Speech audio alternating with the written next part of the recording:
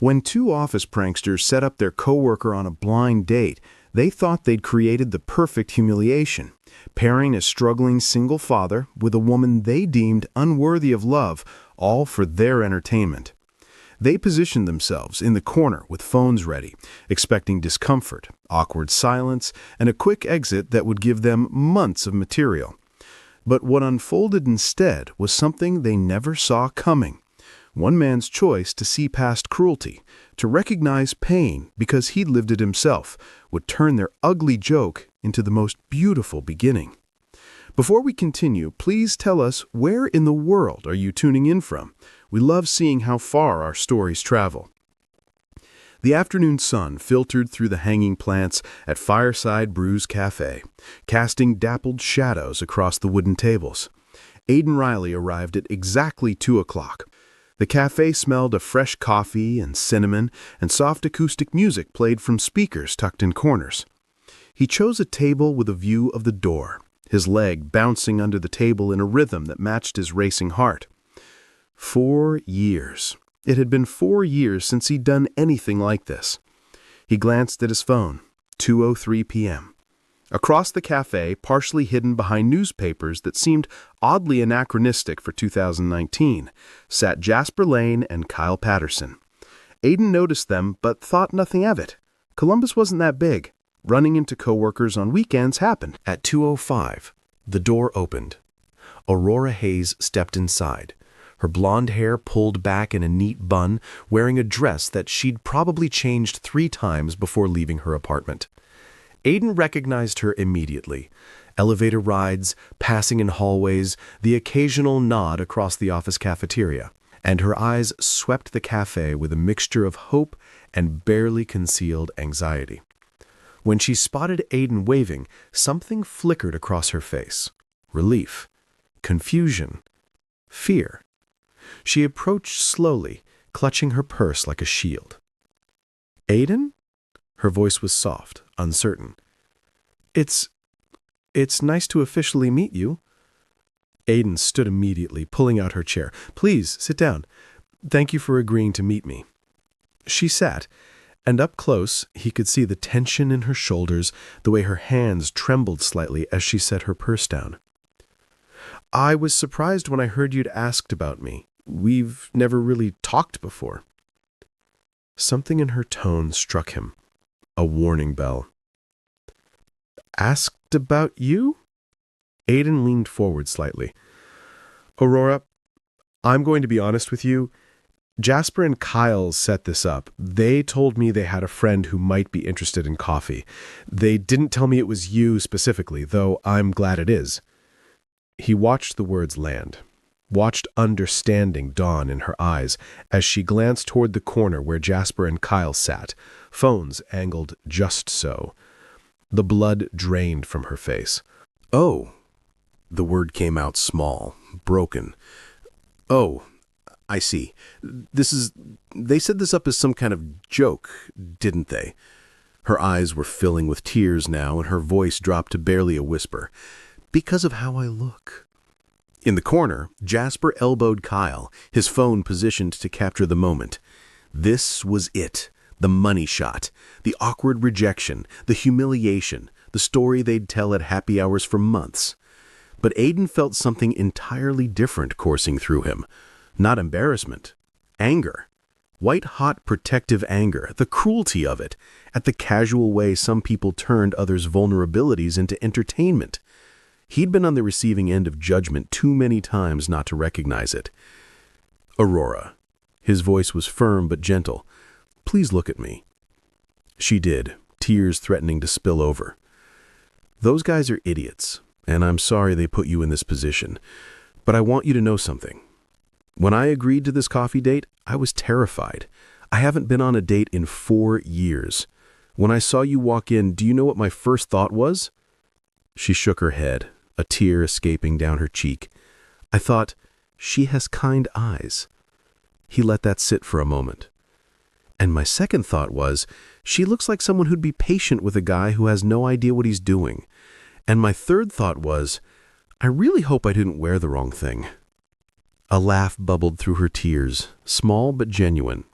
Aiden glanced toward the corner where Jasper and Kyle sat, then back to Aurora. His voice remained soft, but carried weight now. The kind of weight that comes from lived experience. I'm a single father to a 6-year-old daughter who is my entire world. 4 years ago, my wife walked out. Just left one morning with a note that said she couldn't do this anymore. The divorce papers came 3 months later, forwarded from California, where she'd moved for a career opportunity. Aurora's tears stopped, replaced by attention, by recognition of shared pain. When that happened, people made assumptions. Some thought I must have been a bad husband. Others assumed I couldn't possibly raise a little girl on my own. I'd overhear conversations at work. Poor guy, they'd say, like I was broken. Or worse, what did he do to make her leave?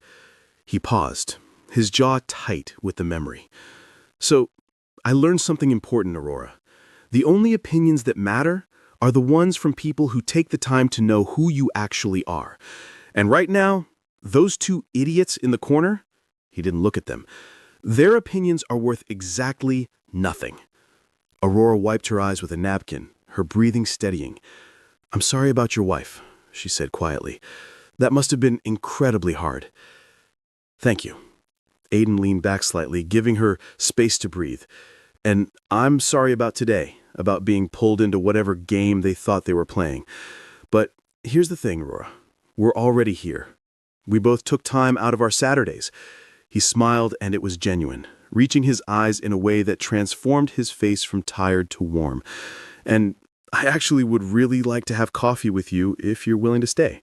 Not because of them, not because of anything except that I genuinely like to get to know you. No pressure, no expectations, just 2 people who could probably both use a friend. The cafe seemed to hold its breath. In the corner, Jasper's satisfied smirk had faded. This wasn't going according to plan. Kyle shifted uncomfortably, suddenly aware that other patrons were watching, that their phones and newspapers weren't as subtle as they'd thought. Aurora stared at Aiden for a long moment. He could see her weighing it. The risk of staying, of believing him, of opening herself up to potential hurt. But he could also see something else in her eyes. Hope. The fragile, tentative kind that's been beaten down but refuses to die completely. Finally, she smiled. A real, genuine smile that transformed her entire face. Okay, she said. Yes, I'd like that. And Aiden? She met his eyes directly. Thank you for seeing me. Thank you for giving me a chance. They ordered coffee, a caramel latte for Aurora, black coffee for Aiden, and shared a plate of cranberry scones. The conversation that followed was easier than either expected, flowing naturally despite the awkward beginning. So, accounting. How'd you end up in that field? Aurora's eyes brightened, the way people's do when asked about something they genuinely care about. I love numbers. They're predictable, reliable. They always add up the way they're supposed to. Unlike people. Unlike people. Aiden echoed the weight behind those words. I've been with the company for 7 years, started in data entry, worked my way up to vendor relationships and invoice processing. It's not glamorous, but there's something satisfying about making everything balance, you know? About finding that one discrepancy and figuring out where it came from. Like solving a puzzle. Exactly. She leaned forward, animated now. Every month is a new puzzle. And when everything reconciles at the end, when all the numbers line up perfectly, it's this little moment of, peace? Aiden found himself genuinely interested. What made you want to work with numbers in the first place? Aurora's smile turned slightly sad. In high school, I wasn't exactly popular. I spent a lot of time in the library, and I discovered I was really good at math. It was one thing I could control, one thing that didn't judge me based on how I looked. 2 + 2 always equals 4, whether you're pretty or not. The honesty of it hit Aiden hard. He set down his coffee cup. For what it's worth, I think you're beautiful. But more than that, I think people who judge books by their covers miss out on the best stories. Aurora's eyes welled up again, but these were different tears. Tell me about your daughter. What's her name? Delilah. She's 6 years old and she's She's everything. This morning, I took her to ballet class. She's the smallest one there, but she makes up for it with enthusiasm. She spins in the wrong direction half the time, but she does it with complete confidence. Aurora laughed. She sounds precious. She has these mispronunciations that just kill me. She calls spaghetti paschetti and asks for animal crackers at snack time. Yesterday, she told me she wants to be an animal doctor when she grows up because our neighbor's cat had kittens. He paused, his expression softening with memory. She has a tea party every Sunday afternoon with her stuffed animals, complete with different voices and detailed conversations about who has the best manners. Does she know you're here today? I nodded. I dropped her off with my mom before coming here. We have a tradition, pinky promises for everything important. Before I left, she made me promise to pick her up after and get ice cream. I glanced at my watch, surprised to see it was past 3:30. Actually, I should probably text my mom that I'm running a bit late. Don't let me keep you if you need to go, Aurora said quickly. Oh, it's fine. Mom loves spending time with her. I just don't want to be rude. He sent a quick text, then pocketed his phone and looked back at Aurora with a question in his eyes. What do you do outside of work? Besides accounting magic, I mean. I bake, Aurora's smile returned. Elaborate cakes, mostly. I taught myself through online videos and a lot of trial and error. Last month, I made a castle cake for my niece's birthday. 4 layers, fondant turrets, the whole thing. Took me an entire weekend, but her face when she saw it... She trailed off, eyes distant with the memory. That's what makes it worth it. That's incredible. I can barely manage box mix brownies without burning them. It's all about patience and following instructions, kind of like raising a daughter, I imagine. Aiden laughed. If only Delilah tame with instructions. Sometimes I feel like I'm figuring it out as I go. Last week she asked me why the sky is blue, and I gave her this whole explanation about light wavelengths and atmosphere. She listened very seriously, then said, Daddy, I think it's blue because that's its favorite color. Smart kid. Too smart sometimes. She asks questions I don't have answers for, like why her mom left. That's the one I still don't know how to answer. There it was, the opening to the deeper story, the wound that hadn't fully healed. You don't have to talk about it if you don't want to, Aurora said gently. No, it's okay. It's part of who I am now. Aiden took a breath. Delilah was 2 when my wife left, just 2 years old. I came home from work one day and there was a note on the kitchen counter. I can't do this anymore. I'm sorry. That was it. She'd packed her things while I was at work, while Delilah was at daycare. Didn't say goodbye to either of us. That's horrible. The first year was the hardest. Delilah kept asking when Mommy was coming home.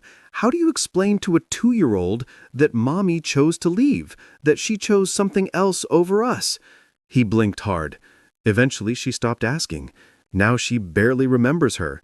Sometimes that feels like a blessing. Other times it breaks my heart all over again. They sat in silence for a moment, Aurora's hand still on his, both of them processing the weight of old wounds and new understanding. You're a good father, Aurora said finally. That's clear from how you talk about her. Some people would have been bitter, would have let that pain turn them cold. But you didn't. I had to be better. For her. She deserved a parent who chose her, who showed up every single day. I'm not perfect. I burn dinners sometimes. I forget to sign permission slips. I have no idea how to do French braids, but I'm there. That has to count for something. It counts for everything. 2 more hours passed without either of them noticing. Jasper and Kyle had left long ago, their joke having spectacularly backfired, their phones full of footage they'd never use. Other cafe patrons came and went. The afternoon sun shifted, casting golden light through the windows that made the whole cafe feel dreamlike. Aurora told Aiden about her love of mystery novels, how she'd read every Agatha Christie book twice, about her apartment filled with plants she talked to while she baked, about her sister's 3 kids who called her Auntie Rora and fought over who got to help her decorate cakes. Aiden shared stories about single parenthood. The time Delilah's teacher called to say she'd been giving free hugs to anyone who looked sad, and how he'd been simultaneously mortified and proud. The morning she dressed herself for school in a tutu, rain boots, and a superhero cape, refusing to change because this is my power outfit, Daddy. She sounds like she has such a big heart, Aurora observed. The biggest. Sometimes I worry it's too big, that the world will hurt her, but then I think maybe that's exactly what the world needs. More people like her who lead with love instead of fear. As the cafe began to empty and the baristas started wiping down tables, Aiden realized he didn't want this to end. Not yet. Maybe not ever. "Aurora," he said, his voice slightly nervous again, "would you want to do this again? Maybe next time we could actually get dinner?" Hope bloomed across Aurora's face. "I'd really like that, Aiden. I'd like that a lot. And eventually, no pressure, only when you're comfortable, I'd like you to meet Delilah, if that's something you'd be open to. I'd be honored." They exchanged numbers, fingers fumbling slightly with phones as they saved each other's contacts. As they walked out of Fireside Brew's cafe, the evening air cool against their faces, Aiden felt something he hadn't experienced in 4 years. Hope. Not the desperate kind that clings to any possibility, but the quiet, steady kind that says, maybe, just maybe, good things are still possible. Monday morning arrived with the subtlety of a freight train. Aiden walked into the office at his usual time, coffee in hand, mentally preparing for the fallout from Saturday. He didn't have to wait long. Jasper and Kyle were already at their desks, but something was different. They kept their heads down, avoided eye contact. The usual morning banter was conspicuously absent. By 10 o'clock, whispers had spread through the entire office. Multiple coworkers had been at Fireside Brews that Saturday. They'd witnessed the setup, watched Aiden's response, and seen the cruel joke transform into something else entirely. And unlike Jasper and Kyle, these coworkers had phones too, and Instagram accounts, Facebook pages, Twitter feeds. By lunchtime, Mrs. Wallace called Jasper and Kyle into her office. Aiden was at his desk reviewing shipping manifests when he heard raised voices through the closed door. Mrs. Wallace's voice, though muffled, carried the unmistakable tone of severe disappointment. 20 minutes later, both men emerged looking pale. "Aiden?" Mrs. Wallace called from her doorway. "Could I see you for a moment?" Aiden set down his coffee and headed to her office, uncertain what to expect. "Close the door, please." Mrs. Wallace gestured to a chair. She was in her 50s, a no-nonsense woman who'd been with the company for 2 decades. "I want to apologize. I encouraged you to go on that date last week without knowing the full context. I've since learned about the, prank that was planned." "It's okay, Mrs. Wallace. It actually turned out it's not okay." Her voice was firm. "What those two did was harassment, not just of you, but of Ms. Hayes in accounting. I've spoken with HR, and effective immediately, both Jasper Lane and Kyle Patterson are being reassigned to different teams. They'll also be receiving formal warnings in their personnel files." Aiden wasn't sure what to say. "I appreciate that, but honestly, I'm not upset. If anything, I'm grateful. That date was the best thing that's happened to me in years." Mrs. Wallace's stern expression softened slightly. "I'm glad something good came from it, but that doesn't excuse their behavior. Sometimes the right thing happens despite people's worst intentions, not because of them." "That's actually a really good point. Now get back to work. Those manifests won't review themselves." 2 weeks later, Aiden and Aurora had their second date. This time, dinner at a small Italian restaurant downtown. And this time, Delilah came along. Aiden had been nervous about it, had spent an hour trying to explain to his 6-year-old daughter that Miss Aurora from Daddy's work was coming to dinner, and it was very important that Delilah be on her best behavior. Delilah had listened with solemn attention, then asked, "Is Miss Aurora your girlfriend?" "We're friends," Aiden had said carefully. Good friends, and I'd like you to meet her. Does she like Paschetti? I don't know, sweetheart. We'll have to ask her. Now, sitting in a corner booth at Mama Rosa's, Aiden watched as Aurora and Delilah met for the first time. Aurora had arrived early, looking nervous. Delilah had burst through the door in her typical fashion, backpack bouncing, pigtails slightly askew, chattering before she'd even reached the table. Miss Aurora, Daddy says you work with numbers and make really good cakes. I like cakes. Last birthday, I had a princess cake with pink flowers, but next birthday, I want a unicorn cake with rainbow colors and maybe glitter if that's okay. Aurora laughed, genuine and delighted. A unicorn cake sounds absolutely perfect. What's your favorite color for the main? Purple. No, wait, blue. No, actually, all the colors. All the colors it is. They ordered dinner. Paschetti for Delilah, chicken Alfredo for Aurora, lasagna for Aiden. And the conversation flowed naturally. Delilah regaled Aurora with stories from ballet class, complete with detailed demonstrations of her twirls that nearly knocked over a water glass. She explained her theory about why grass is green, because it would be silly if it was polka dots. She asked Aurora 16 questions in rapid succession about baking, listening to each answer with rapt attention. And then, Miss Aurora, Delilah said seriously, her eyes wide and earnest, I did a twirl and my tutu went whoosh, and everyone clapped, even though I bumped into Lily a little bit, but it was an accident. Aurora leaned in, matching Delilah's serious expression. Was Lily okay? Oh, yes, she laughed. We're friends. Sometimes friends bump into each other, and that's okay. That's very wise, Delilah. Aiden watched them interact, his heart doing something complicated in his chest. Aurora engaged with Delilah completely, never patronizing, never dismissive. She asked follow-up questions. She laughed at Delilah's jokes. She listened, really listened, in a way that made her daughter beam with importance. After dinner, while Delilah excused herself to use the bathroom with a nearby server keeping an eye out, Aurora turned to Aiden. She's wonderful, absolutely wonderful.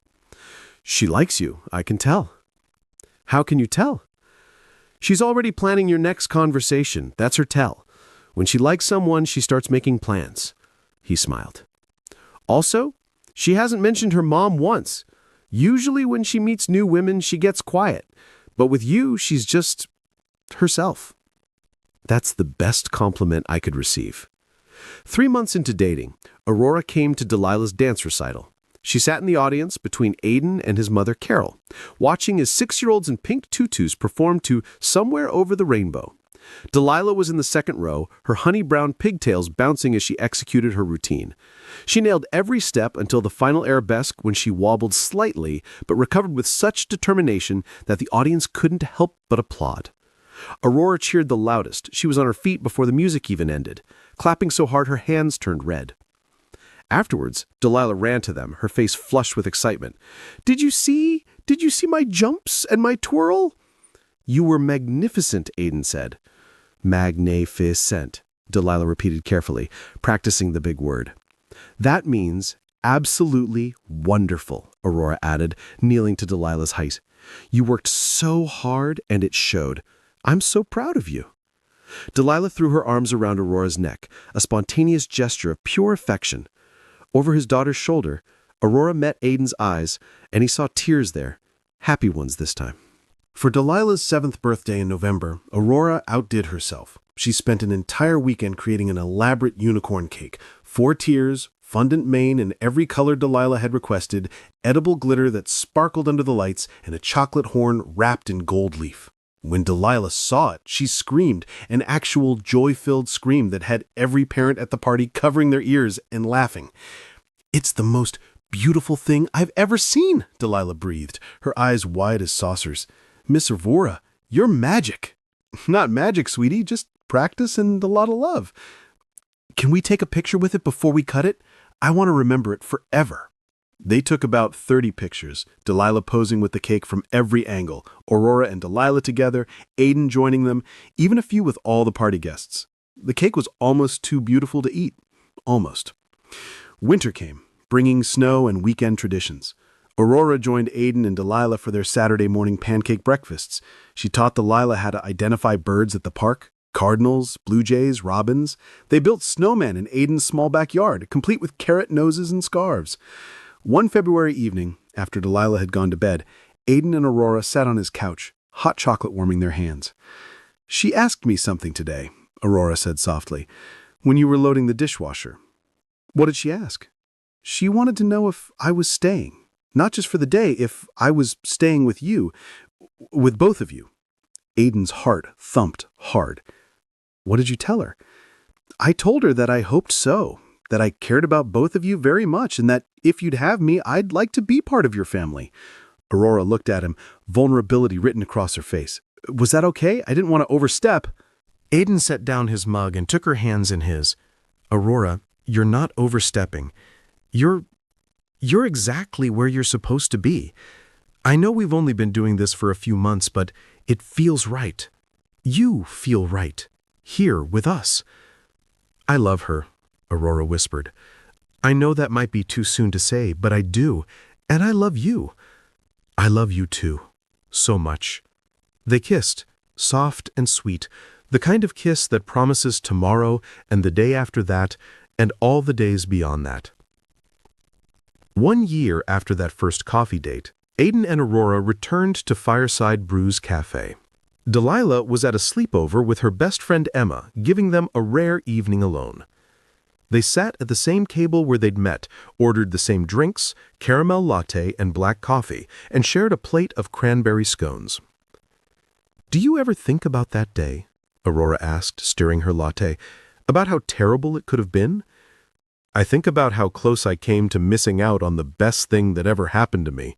Well, second best. Delilah's still number one."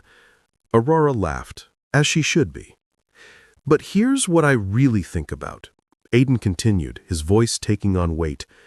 "Those guys thought they were teaching us a lesson about knowing our place, about limiting our expectations. They wanted to prove that people like you and me should stay in our lanes, accept the cruelty of the world as inevitable. But what they actually did was give two people who deserved happiness a chance to find it." He reached across the table, taking her hand. "They thought they were exposing something ugly. Instead, they revealed something beautiful. They revealed that kindness is stronger than cruelty, that choosing to see someone, really see them, can change everything."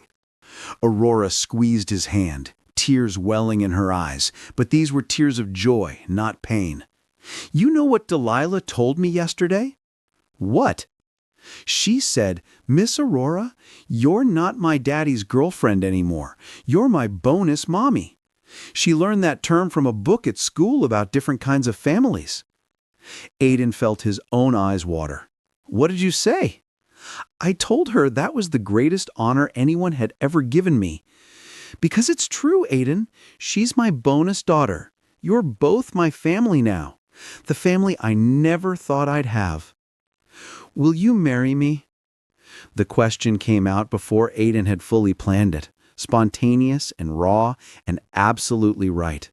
He hadn't brought a ring, hadn't prepared a speech, but sitting in this cafe where everything began, with the woman who'd changed his and his daughter's lives, it felt like the only question that mattered. Aurora's tears spilled over. Yes, yes, absolutely yes. They kissed across the table, both of them crying now, both of them laughing, both of them aware that other cafe patrons were watching and probably wondering what had just happened. When they finally pulled apart, Aurora wiped her eyes and smiled. "We should probably call Delilah. She'll want to know. She's going to lose her mind, in the best way." Aiden pulled out his phone and dialed. Emma's mom answered, then passed the phone to Delilah. "Daddy, is everything okay? Did you eat good dinner?" "Everything's perfect, sweetheart. Miss Aurora and I have some news. We want to tell you together, okay?" Aiden put the phone on speaker and set it on the table between them. "Hi, Delilah," Aurora said, her voice thick with emotion. "Your daddy just asked me a very important question." "What question?" Delilah's voice rose with excitement. "Was it about cake? Is he going to make you another cake?" They both laughed. "Not about cake, honey. He asked me to marry him, to be part of your family officially. Silence on the other end. Then, does that mean you'll live with us? Forever and ever? If that's okay with you, Aurora said gently. I know it's a big change. Are you kidding? That's the best news ever. Emma, guess what? My bonus mommy is going to be my real mommy too. Well, my other real mommy. I have the most mommies of anyone. They could hear Emma shrieking in the background, Delilah's excited chatter continuing in a rush of words. Finally, Emma's mom came back on. I take it congratulations are in order. They are, Aiden confirmed. Thank you for watching her tonight. Our pleasure, though I should warn you, they're both so hyped up now, I doubt either of them will sleep. After they hung up, Aiden and Aurora sat in comfortable silence watching the river flow past through the cafe windows. The sun was setting, painting the sky in shades of orange and pink. You know, Aurora said softly, a year ago, I walked through that door expecting humiliation, expecting to be the punchline of someone's cruel joke. And instead, I found home. Aiden pulled her close, kissing the top of her head. We both did. 6 months later, on a sunny May afternoon, Aiden and Aurora got married in a small ceremony at a park by the river. Delilah served as flower girl, taking her duties so seriously that she counted each petal as she dropped it down the aisle. She wore a white dress with sparkles and had insisted on wearing her favorite sneakers underneath, just in case we need to run.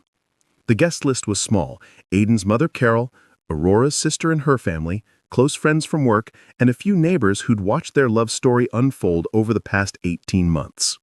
When Aurora walked down the aisle, Delilah whispered loudly, "Daddy, she looks like a princess!" She does, sweetheart. She absolutely does. They wrote their own vows. Aurora promised to always save Delilah the biggest piece of cake, to attend every dance recital no matter how busy life got, and to love them both through every season. Aiden promised to see Aurora exactly as she was, beautiful, brilliant, irreplaceable, and to build a life where none of them ever felt invisible again. When the officiant pronounced them married, Delilah cheered so loud that nearby birds took flight. At the reception, held in a restaurant overlooking the river, Aiden gave a toast. A wise person once told me that sometimes the right thing happens despite people's worst intentions, not because of them. My wife and I, he paused, savoring those words, we're proof of that. Two people thought they could make us feel small, but what they didn't realize is that kindness is stronger than cruelty, that choosing to show up with grace, choosing to see someone when the world tries to make them invisible, that's where real love begins. He looked at Aurora, then at Delilah, who was spinning in circles in her flower girl dress, making it flare out.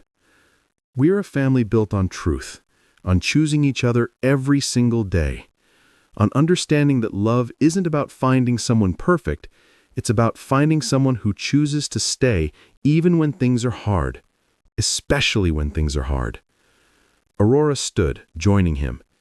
And to everyone here, thank you for celebrating this with us. Thank you for being part of our story. Delilah tugged on Aurora's dress. Can I say something too? Of course, sweetheart. Delilah climbed onto a chair so everyone could see her. I just want to say that I have the best bonus mommy in the whole world. She makes the best cakes, she knows all the bird names, and she gives really good hugs, and I love her so much. There wasn't a dry eye in the room. As the evening wound down and fairy lights twinkled overhead, Aiden, Aurora, and Delilah stood together by the river. The same river that had flowed past Fireside Brew's Cafe 18 months ago, witness to a cruel joke that became the most beautiful beginning. Are you happy, Daddy? Delilah asked, holding both their hands. Happier than I ever been, Pumpkin. Me too. This is the best family ever. Aurora knelt down, pulling Delilah into a hug. You know what the best part is? We chose each other. Every single one of us chose this. That's what makes it special. Delilah thought about this seriously, then nodded. Yeah, choosing is important, like when I choose chocolate ice cream instead of vanilla. It's better, because I picked it. They laughed, the sound carrying across the water, mixing with the evening breeze and the soft murmur of celebration behind them. Sometimes the best love stories don't start with love at first sight or grand romantic gestures. Sometimes they start with a choice to see past cruelty, to recognize pain because you've lived it yourself, to extend grace when the world expects judgment. Sometimes they start with two broken people finding out they fit together perfectly. With a 6-year-old girl who has room in her heart for everyone who loves her daddy. With a single father who learned that his worth isn't determined by who chose to leave, but who chooses to stay. And sometimes the best love stories start in a cafe on an ordinary Saturday afternoon when someone decides that the only opinions that matter are the ones from people who take the time to know who you really are. Aiden, Aurora, and Delilah walked back to their celebration, hand in hand in hand, a family that wasn't supposed to exist, but did anyway. Beautiful, imperfect, and absolutely real. Because at the end of the day, that's what love is. Choosing to show up. Choosing to stay. Choosing to see someone exactly as they are and deciding that's more than enough. It's always been more than enough. A poor little girl clutches the doctor's shirt and pleads, "Please, save my mum. I promise I'll pay you when I grow up." Hearing this, a young billionaire stops immediately, shocked to discover who the mother is. The corridor of New York General Hospital seemed endless. Quick footsteps, the creaking of wheelchairs, and tense voices mingled that Monday morning. A sharp cry cut through the air, silencing conversations for a second. It was the cry of a child, desperate, sincere, piercing even the hardest heart. "Please, save my mommy. I promise I'll pay you when I grow up." The thin, trembling voice came from Lily, a little girl with brown hair and green eyes who could barely reach the doctor's waist. Small for her 4 years, she held onto his white coat with such force that her knuckles were white. Her tiny hands trembled, refusing to release the fabric, as if that alone could stop them from taking her mother away. Dr. Thomas looked down, trying to maintain his composure. It was his 10th shift in a row, yet that little girl had managed to break through his professional defenses. "We'll do everything we can, sweetheart. Now I need you to be brave, okay?" he said, gently freeing her hands from his coat. "Nurse Jenny will stay with you for a little while." A woman in a blue uniform approached, but Lily drew back. Her red, puffy eyes stayed fixed on the direction where they had wheeled the stretcher. She clutched a worn, dirty brown teddy bear to her chest, probably her only comfort at that moment. On the other side of the wide corridor, James Carter looked at his watch. At 9:15, he had a meeting with the company board, and the cut on his arm, caused by a silly kitchen accident, was taking longer than expected to be treated. 35 years old, wearing a pristine suit despite the blood stain on the sleeve, and his phone wouldn't stop buzzing with urgent emails. But then that cry, James couldn't ignore it. Something in the child's desperation made him turn his head. Maybe it was the familiar tone of her voice, or just the purity of a child's distress. Whatever the reason, he found himself frozen, watching the girl now curled in a corner, whispering softly to her teddy bear. "It's none of your business," he thought, trying to refocus on the email he was typing. His assistant had already rescheduled the meeting for 10 just a few more minutes and he'd be out of there, but the girl's whispers kept reaching his ears. "Mr. Bear, Mommy's going to be okay, right? She's just sleeping, like when she takes those medicines that make her sad." James swallowed hard. He put his phone away and, as if pulled by an invisible force, approached the girl. "Hello," he said, trying to sound as unintimidating as possible. "Your bear has a cool name." Lily raised her eyes. Suspicious, she wiped her tears with the back of her hands, leaving streaks of dirt on her freckled face. "Mr. Bear doesn't like strangers," she replied seriously. "Oh, I'm sorry then," James gave a slight smile. "I just wanted to check if you two need anything. Water, maybe, or hot chocolate." The mention of chocolate made her eyes light up for a moment, but they quickly dimmed again. "Mommy says I can't accept things from strangers." "Your mom is right." He nodded, sitting at a respectful distance. "My name's James." "What's yours?" "Lily," she answered after a pause. still wary. Lily Morgan. Morgan. A name James hadn't heard in 5 years, but it still tightened his chest. Coincidence, he thought. It had to be. That's a very pretty name, Lily. Where's your dad? The question slipped out automatically, and James realized too late it might be delicate. I don't have a dad, she answered simply, without emotion, like someone stating they don't have an umbrella. It's just me and Mommy. Before James could say anything, a commotion drew both their attentions. Doctors were rushing to the emergency area. Someone was shouting instructions. The double doors swung open briefly, and James caught a glimpse just for a second of the face of the woman on the stretcher. The world stopped. It was as if the air had been sucked from his lungs. That profile, even pale and bruised, was unmistakable. The same delicate nose, the same lips he had kissed so many times. The red hair spread across the pillow, shorter now, but still. Rebecca. The name escaped his lips like a sigh. Lily looked at him, startled. You know my mommy. James's heart pounded against his ribs. He looked at the girl again. Really looked. And it was like staring into a distorted mirror through time. The same green eyes he saw every morning in his own reflection. The same eyebrow shape. The same determined chin. 4 years old. Exactly how long it had been since Rebecca Morgan had vanished from his life without a trace. I believe I do, he answered, voice shaky, trying to control the tremor in his hands. We were friends a long time ago. Lily seemed to consider that information, hugging Mr. Bear tighter. She never talked about you. The simple words hit James like a punch to the gut, but he tried not to show it. Of course Rebecca wouldn't talk about him. She had disappeared for a reason that now seemed to be 4 years old, with brown hair and freckles on her nose. What happened to her, Lily? He asked, trying to keep his voice calm. The girl sniffled, tears returning to her eyes.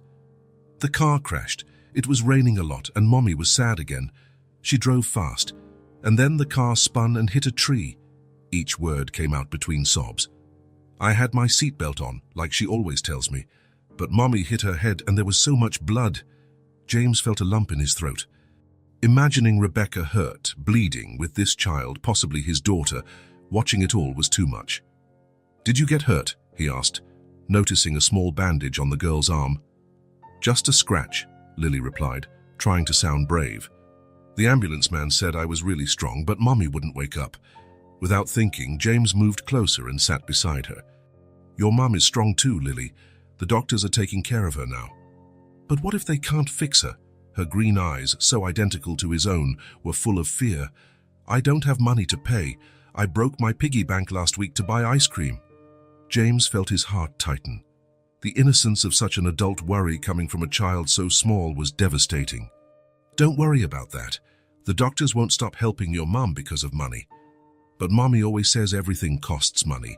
When I get sick, she cries in secret because pills are expensive. The information landed like lead in James's stomach. Rebecca, whom he had known as a young woman full of dreams and ambitions, reduced to secretly crying because she couldn't afford medication.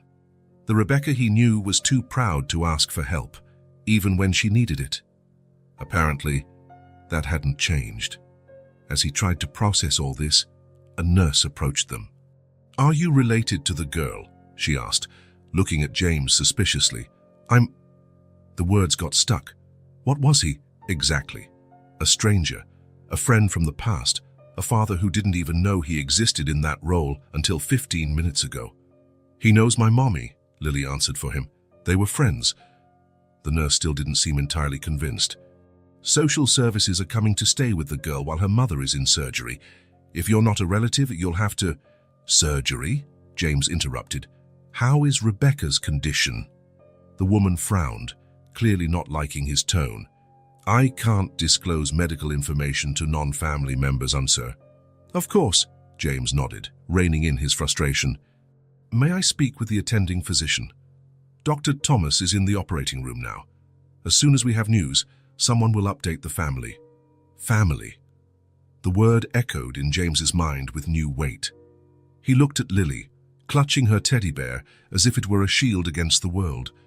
Perhaps it was. I don't want to go with strangers. the girl mumbled when the nurse walked away. "I want to wait for my mommy here." James made a decision. He didn't know exactly what he was doing, but he knew he couldn't leave this girl alone, not when there was a chance she was his daughter. "Hey, Lily," he said, kneeling to her level. "How about I stay here with you? We can wait for your mom together, what do you think?" Her green eyes studied him, as though calculating whether she could trust him. "Mr. Bear is hungry," she finally said. "I'm hungry too." James smiled, relieved by the small opening. "Then let's fix that. There's a cafeteria in the hospital. We can get something for you and Mr. Bear. What do you two like to eat?" "Waffles," she answered promptly. "With chocolate sauce. Mr. Bear likes strawberries. Waffles with chocolate and strawberries it is, then." As they walked to the cafeteria, Lily hesitantly took James's hand. Her small, warm hand triggered in him a wave of protectiveness he had never felt before. It was a strange, powerful feeling, both unfamiliar and somehow familiar, as if part of him had always been waiting for this moment without knowing it.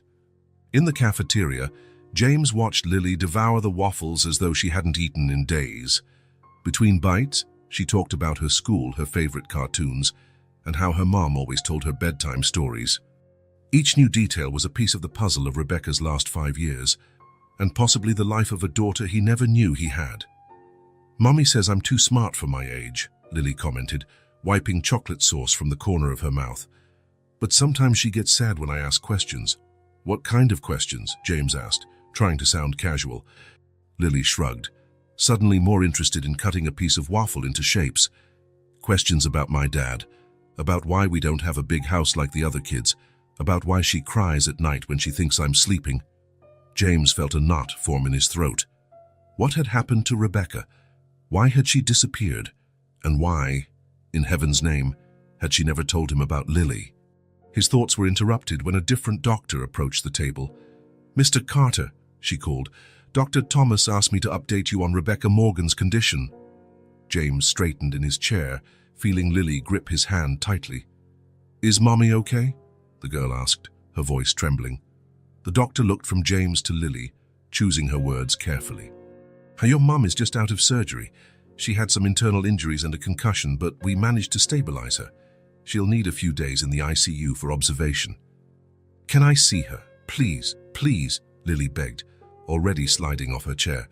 "Not yet, sweetheart. She's sleeping and needs a lot of rest," the doctor said gently. "But as soon as she can have visitors, you'll be the first. Okay?" Lily seemed to accept this answer, though her lower lip trembled dangerously. "Are you a relative?" the doctor asked James quietly. James hesitated again. Under normal circumstances, he'd say no. But these were not normal circumstances. And there was a scared little girl counting on him. "Yes," he finally replied. "I'm Lily's father." The words left his mouth before he could think them through, but strangely, they didn't feel like a lie. They felt more like a possibility he was finally allowing himself to consider. The doctor nodded without question. "We'll need someone to fill out the insurance forms and authorize procedures. Could you come with me?" "Sure." James turned to Lily. "I just need to talk to the doctor for a minute, okay? I promise I'll be right back." The girl nodded, though her eyes revealed a fear of being alone. "Mr. Bear will watch over me," she said, trying to sound brave. Following the doctor down the hallway, James felt as though he was crossing a line of no return. The more involved he became, the harder it would be to step back. But the truth was, he didn't want to step back. He wanted answers. He wanted to understand why Rebecca had run away. And above all, he wanted to know if Lily was truly his daughter. One thing he knew for sure. His life had just changed forever, and all because of a desperate child's cry in a hospital corridor. The clock in the waiting room read nearly midnight when Dr. Thomas finally appeared. James jumped to his feet, careful not to wake Lily, who was curled up asleep on the chair beside him, hugging her inseparable Mr. Bear. "How is she?" he asked in a low voice. The doctor adjusted his glasses and consulted the chart in his hands. "It's a delicate situation, Mr. Carter. Rebecca suffered multiple internal injuries. Her spleen is compromised. There's a hemorrhage we haven't fully controlled, and the head concussion is concerning." James felt his blood turn cold. "Will she survive?" "We're doing everything we can. But she needs another surgery, a much more complex one. The doctor paused, choosing his words carefully. I don't want to alarm you, but I need to be honest. The next 48 hours are critical. Do whatever it takes, doctor, James responded immediately. Any procedure, any specialist, no matter the cost. Dr. Thomas nodded, but there was an additional concern in his gaze. There's another problem, Mr. Carter. The patient doesn't have adequate health insurance to cover all these procedures. The hospital will do what it can, but I'll cover all the costs, James interrupted without a second of hesitation. Any treatment she needs, and I want the best this hospital can provide. The doctor studied James's face for a moment, as if assessing his sincerity. All right. In that case, I'll schedule the surgery for tomorrow morning. I'd like to bring in Dr. Patel from neurology and Dr. Reeves from vascular surgery. They're the best we have. Do it. And if there are better specialists in other hospitals, don't hesitate to call them. James took out a card and handed it to the doctor. My personal number. Call me for anything at any time. When the doctor walked away, James returned to sit beside Lily. He looked at her sleeping face, her cheeks still marked by dried tears, her long dark lashes resting against pale skin. How had he not noticed before? The resemblance was too obvious. She had to be his daughter.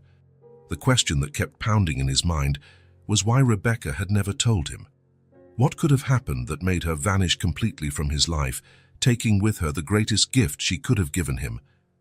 His thoughts were interrupted when Lily stirred, slowly opening her eyes. Did Mommy wake up? She asked groggily. James gently stroked her hair. Not yet, sweetheart. The doctors are taking care of her. How about we go back to the hotel and get some rest? We'll come back early tomorrow.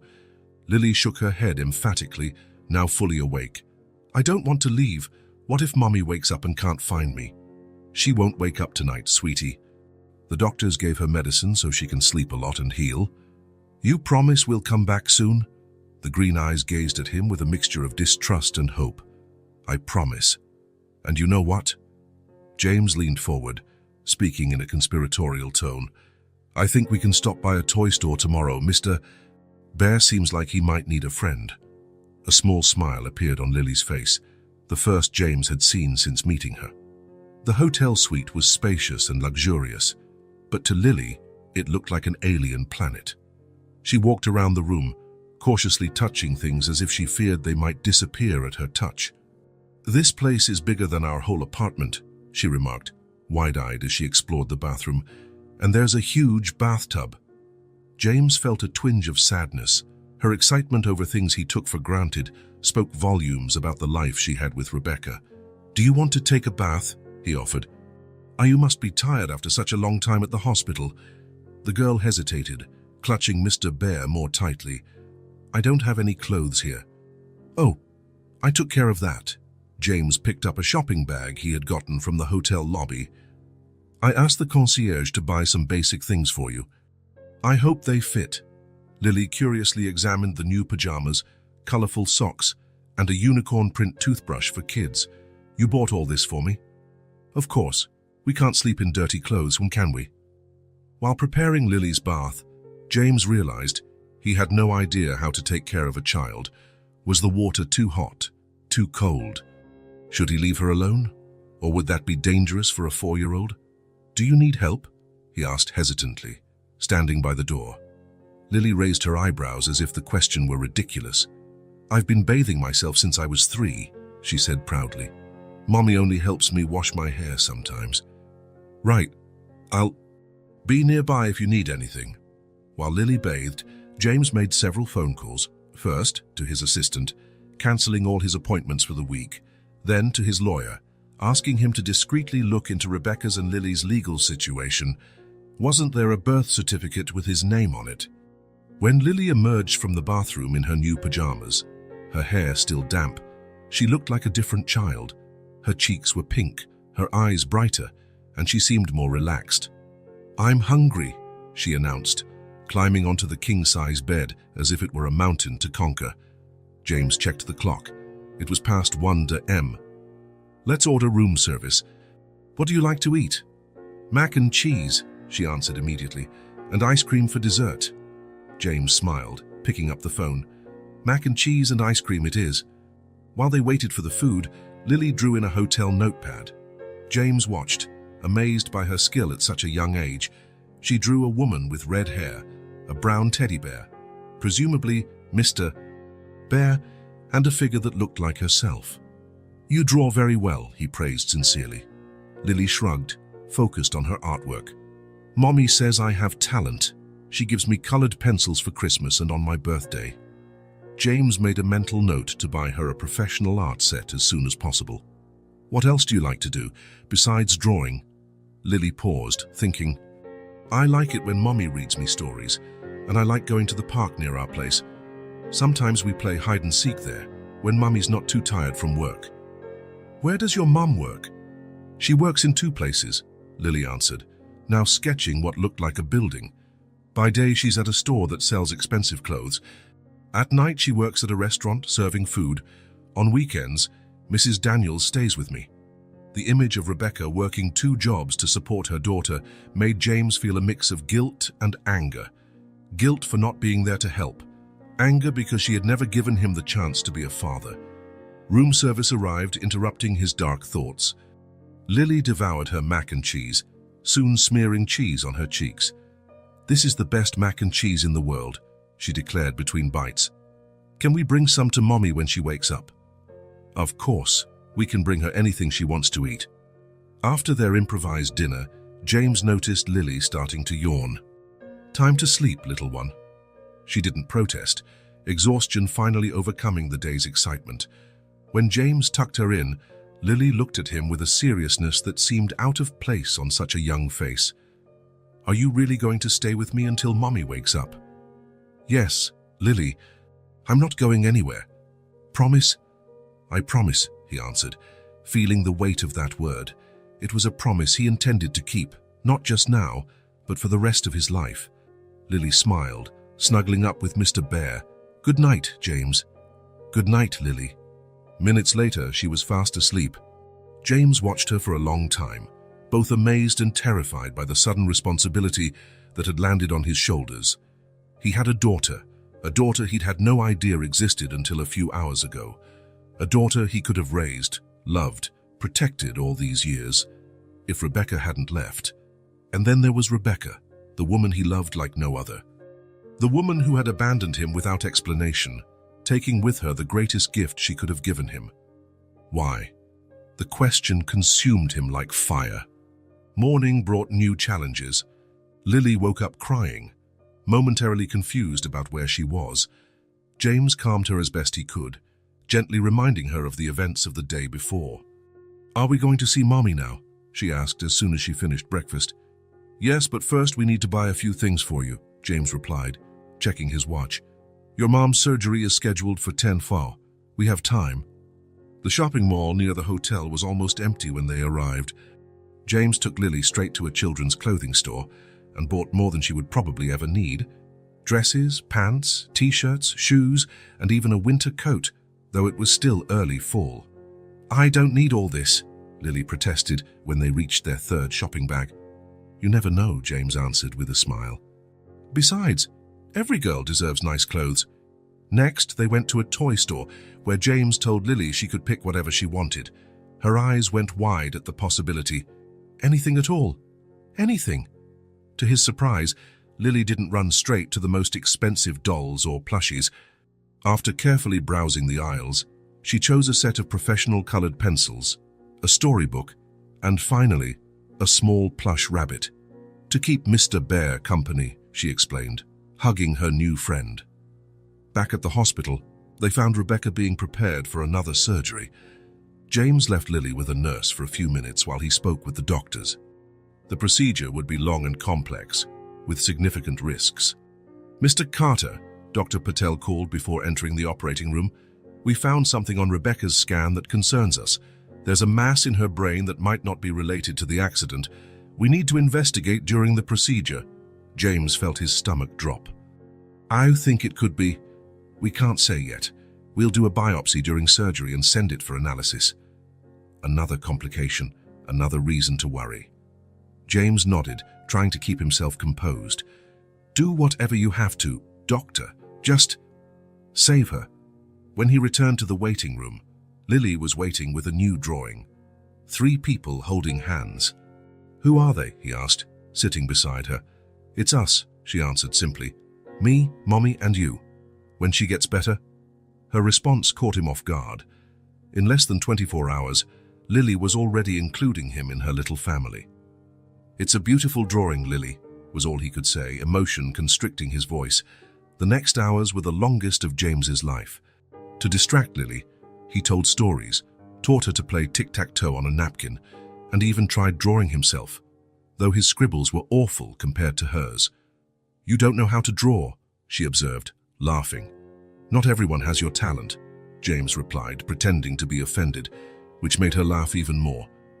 That sound, Lily's bright laughter, was like music. James realized he'd do anything to hear that laughter every day for the rest of his life. When hunger struck, they went down to the cafeteria. James watched with amusement as Lily ate a sandwich nearly the size of her face. "Mommy says I eat like a lion," she said between bites, "but I only grew a tiny bit this year." "That's because you use lots of energy drawing masterpieces," James replied, wiping a bit of mayonnaise from her mouth. It was an automatic gesture, one of those little acts of care parents do for their children without thinking, but for James it was a moment of clarity. He was acting like a father. And, surprisingly, it didn't feel strange or forced. It felt right. Back in the waiting room, Lily finally dozed off in James's lap. He sat very still, afraid to wake her, taking in every detail of her face, the freckles on her nose, her dark eyebrows, her long lashes. A bit of him, a bit of Rebecca, merged into a completely unique person. His phone vibrated in his pocket. It was his assistant, reminding him of an important meeting with Korean investors the following day. "Cancel," James replied by text. "I'll be unavailable for an indefinite period. Family matter." Family. The word had new weight now, new meaning he had never experienced before. When Dr. Thomas finally appeared in the corridor, it was past 7 p.m. His face showed the fatigue of many hours of intense surgery, but there was a slight smile on his lips. "She pulled through, Mr. Carter," he announced. "The surgery was successful. We removed the damaged spleen, controlled the hemorrhage, and her intracranial pressure is stable." James felt tears burn his eyes. "And what about the other issue?" The doctor nodded, understanding the reference. "Dr. Patel managed to remove enough tissue for analysis. We'll have the results in a few days, but she's cautiously optimistic. The mass has benign characteristics." The relief James felt was so intense that for a moment he thought he might pass out. "When will she wake up?" "We've kept Rebecca in a medically induced coma for now. Her brain needs time to recover from the trauma. We'll probably start reducing sedation in 48 hours if all goes well." "And can we see her?" The doctor hesitated. "She's in the ICU. Visiting hours are restricted, but..." He looked at Lily, asleep in James's arms. "I can make a quick exception for the girl. It might be good for her to see her mum, even unconscious." Lily woke when James gently roused her. Her eyes snapped open at the mention of being allowed to see her mom. "Is she okay now?" she asked hopefully. "Not fully yet, darling," James explained gently. "She's still sleeping because of the medicine, but the doctors took care of all her injuries, and she'll wake up soon." In the ICU, Rebecca was hooked up to various machines. Her face, pale and swollen, showed bruises and cuts. Her head was partially bandaged, with tubes leading from her mouth and nose. Lily squeezed James's hand tightly. "Why does Mommy look like that?" she whispered, frightened. "These machines help her breathe and get better," James explained, kneeling beside her. "It looks scary, but everything's okay. It's like, you know when you're really tired and need to sleep a lot. That's Mommy right now, resting to get her strength back." Lily approached the bed hesitantly and carefully touched Rebecca's hand. "Hi, Mommy," she said softly. "It's Lily. I brought Mr. Bear to take care of you, and James is taking care of us." The simplicity and purity of those words made James turn his face away to hide the tears finally escaping. While Lily continued her whispered monologue to her unconscious mother, James watched Rebecca. Even in her current state, she was still beautiful. 5 years had passed, but his feelings seemed untouched, as if merely dormant, waiting to awaken when she did. What would he say when she opened her eyes? How would he explain that he'd discovered Lily? And how would she react when he inevitably asked, "Why did you leave me?"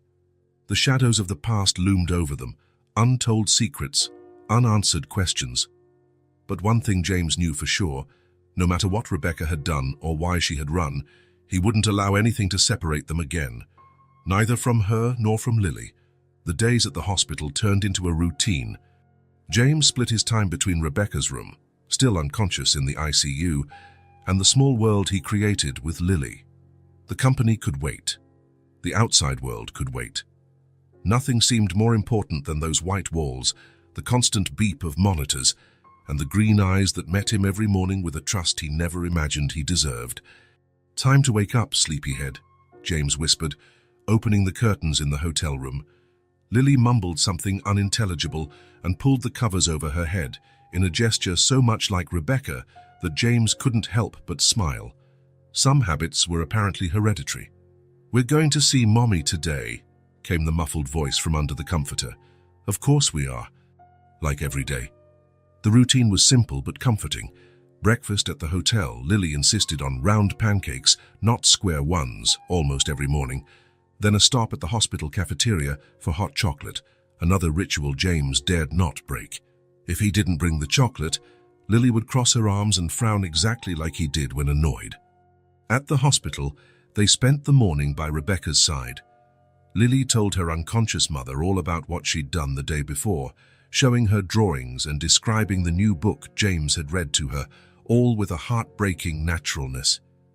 James knew it was important for the girl. Speaking to her mother, even if she couldn't respond, kept the connection alive. Meanwhile, James talked to doctors, consulted specialists, reviewed test results. The biopsy was a relief. The tumor was benign, a small meningioma that didn't require immediate intervention. It was manageable, treatable, a problem for the future, not a sentence. After lunch, while Rebecca needed care and bathing, James took Lily out. They had explored every corner of Central Park, visited the zoo 3 times, I want to see the penguins again, and even attended a children's show on Broadway. At night, after dinner, came James's favorite moment: story time. He had never been particularly creative, but discovered he could invent entire worlds to entertain Lily. Princess Lily and her loyal squire, Mr. Bear, crossed the enchanted bridge, he narrated, while Lily watched with bright eyes, snuggled under the blankets. On the other side, she couldn't believe what she saw: a garden full of talking flowers that shared secrets. "What kind of secrets?" Lily asked, clutching her teddy bear. "Magical secrets about how the stars light up at night and why the moon changes shape, about how love can travel through time and space without ever getting lost." Lily nodded, as though it all made perfect sense. Perhaps, to a 4-year-old, it did. Little moments like these built a bridge between them, piece by piece, day by day. James couldn't pinpoint exactly when it happened, but at some point, he realized Lily had stopped asking when Mrs. Daniels would come to pick her up, or when they'd return to her real home. This luxurious hotel, which had initially seemed so strange to her, was now simply our room. One night, during a particularly strong storm, James woke to the sound of timid footsteps nearing his bed. "James," the small voice called in the darkness, "can I sleep here? The noise is scaring Mr. Bear." He smiled into the darkness, shifting to make room for her. "Of course. Come on up." Lily snuggled in beside him, bringing her teddy bear and the scent of children's shampoo. Within seconds, her breathing slowed, and she fell asleep, with her head resting on his arm. James stayed awake, watching the little figure, feeling a mix of fear and gratitude. It was frightening how easily a child gave her trust, how she never questioned his motives or intentions. Lily simply believed he'd be there, that he'd protect her, that he wouldn't abandon her. And James silently promised that stormy night he would never break that trust. In the 3rd week, Dr. Thomas asked James for a word. "We're gradually reducing the sedation. Rebecca should start showing signs of consciousness in the next few days." Will she be all right? No? Lasting effects? The doctor adjusted his glasses thoughtfully. The brain is unpredictable, Mr. Carter. The trauma was significant, but recent scans look promising. Still, prepare for a slow recovery process. James nodded, feeling both relief and apprehension. What would happen when Rebecca woke up? How would she react to seeing him there, discovering he was caring for Lily, who likely was his child? For Lily, the news that her mom would wake soon was like an early Christmas. She was buzzing with excitement, chattering endlessly, making plans. I'm going to make a giant drawing for her, and we'll show her all the cool places we visited, and she'll meet Ms. Whiskers. Ms. Whiskers was the new plush rabbit they'd bought the day before. Lily's family of stuffed animals kept growing. On every outing, James couldn't resist buying another one. A part of him knew he might be overcompensating, maybe even buying the girl's affection, but he didn't care enough to stop. The next day, while Lily was immersed in her new passion, puzzles, James got a call from his lawyer. Mr. Carter, I completed the inquiries you requested. Lily Morgan's birth certificate lists the father as unknown. There's no legal record linking you to the child. James felt a weight in his stomach. Part of him had hoped Rebecca had at least recorded the truth, even if she had never told him. I see. And what about her financial situation? It's worrisome, to say the least. She's 2 months behind on rent for the apartment in Queens. The car destroyed in the accident was financed, with 3 overdue payments. There are several personal loans in her name, small amounts, but together they make a considerable debt. Take care of all of it, James ordered. Pay off her debts, cover the rent a year in advance, and see if you can retrieve any personal items of hers and Lily's from the apartment. Clothes, documents, anything sentimental. Do you plan to file for paternity? James hesitated. That was the question he'd been avoiding. Not yet. I need to speak with Rebecca first. But prepare whatever documents might be needed, just in case. When he hung up, he noticed Lily watching him curiously. Was that someone talking about Mommy? She asked. Sort of, James replied, putting away the phone. How's that puzzle going? Lily shrugged, returning her attention to the scattered pieces. It's hard, but I'll get it. Mommy always says I'm as stubborn as she is. James knelt on the carpet to help her fit the pieces. That stubbornness was a familiar trait. Rebecca had always been like that too, relentless, until she got what she wanted, which made her disappearance all the more inexplicable. Taastadi tuned on the morning of Rebecca's 23rd day in the hospital.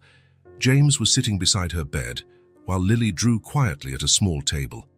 He held Rebecca's hand, a gesture that had become part of their routine, when he felt a faint movement, a spasm, nothing more.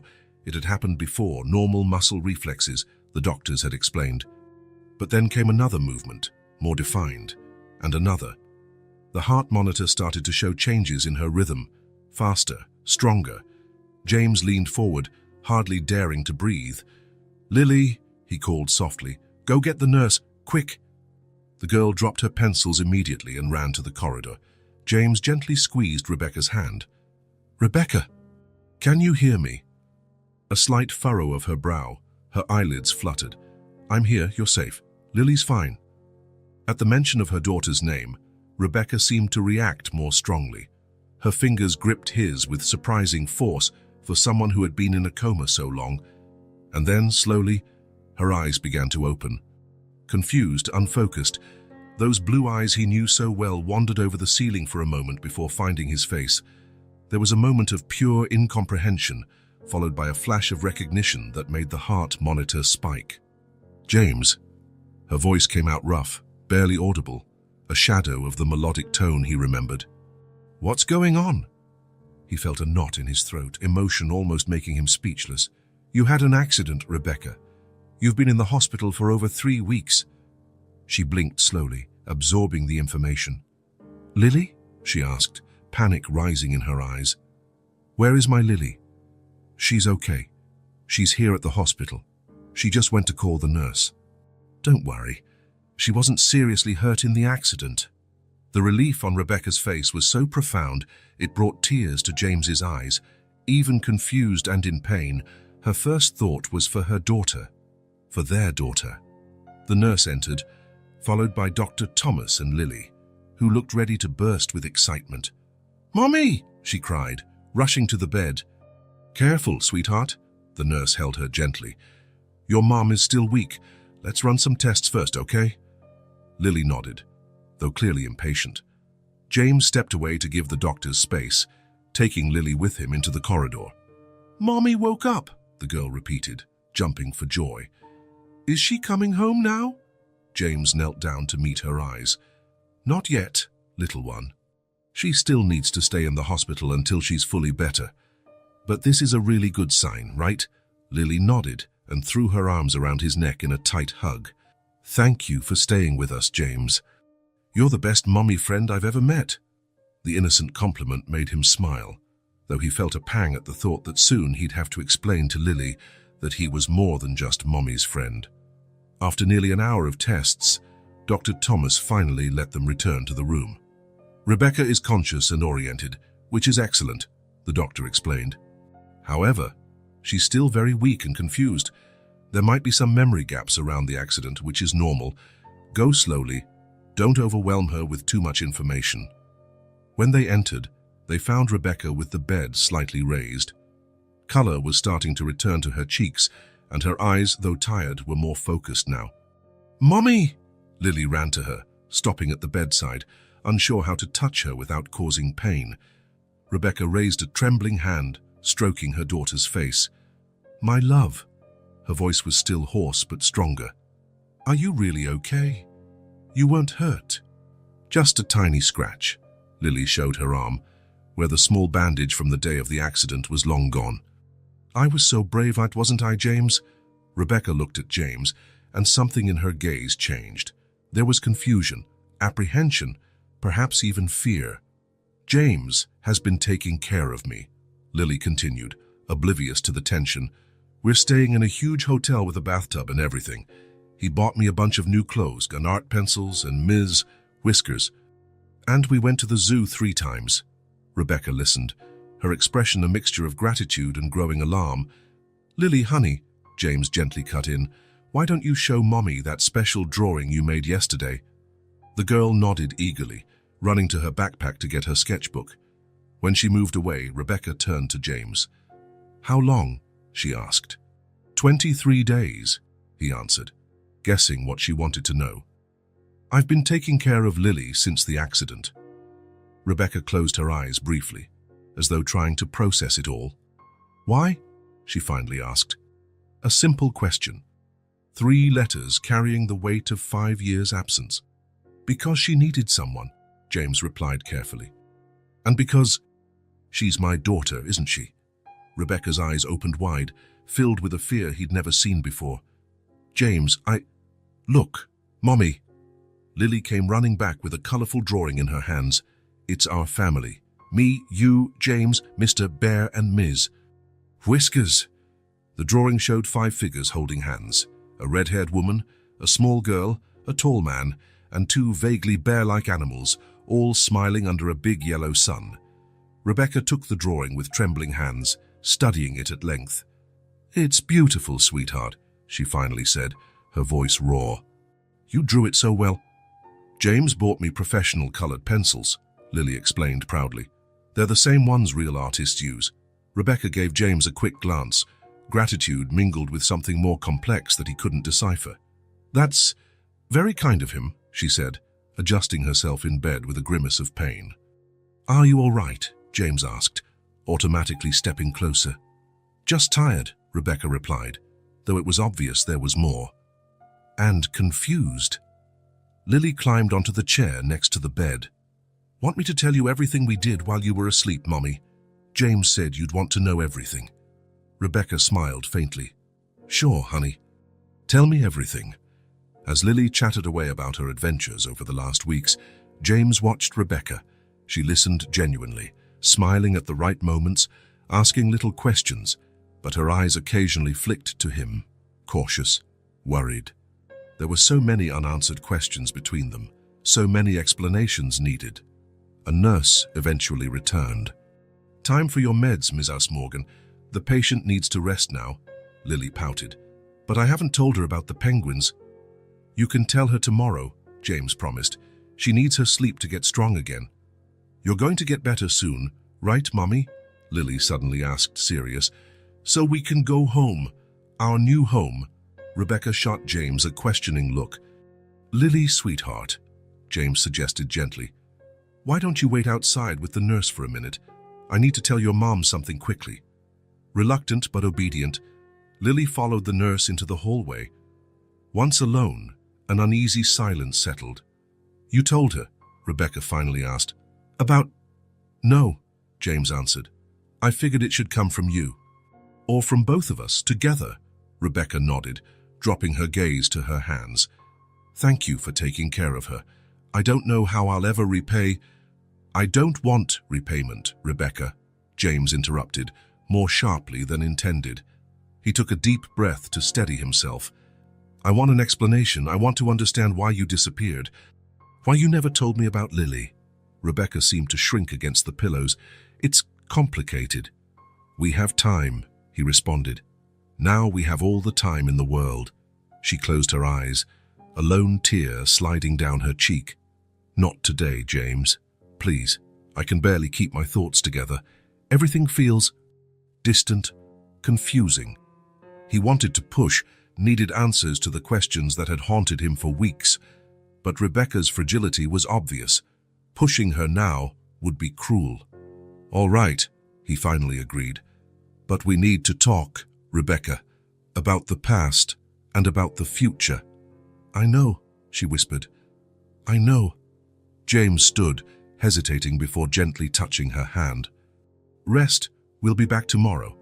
When he was almost at the door, her voice stopped him. James, he turned. Yes? Lily, she really likes you.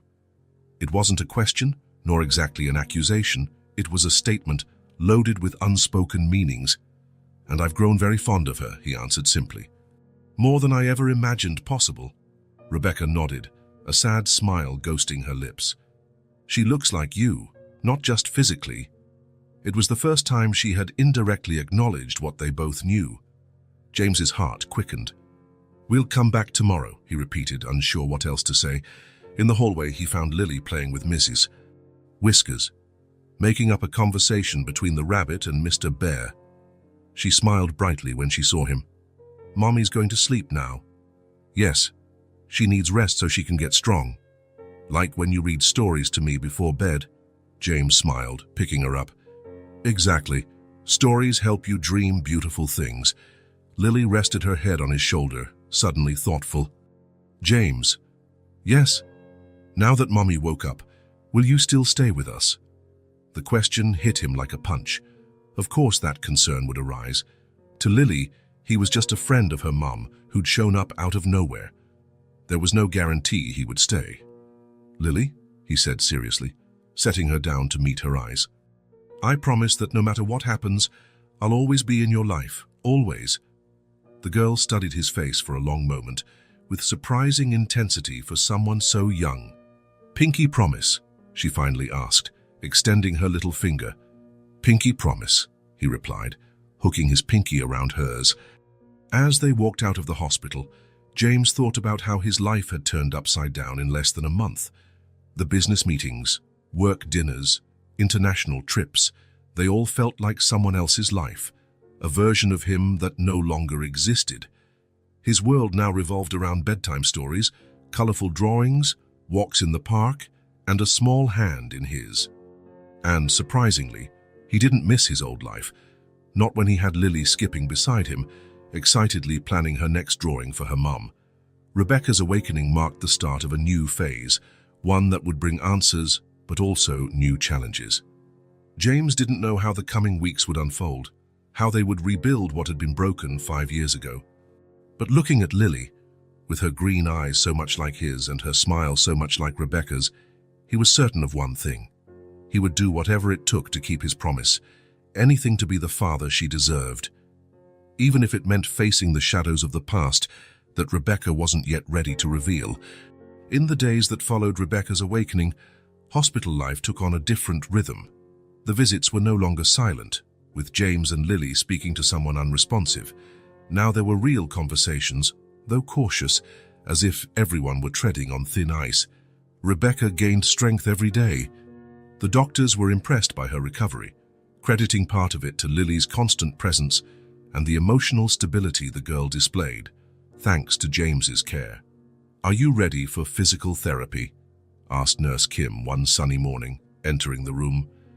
Rebecca nodded with determination. Each session brought her closer to normalcy, to regaining control of her life.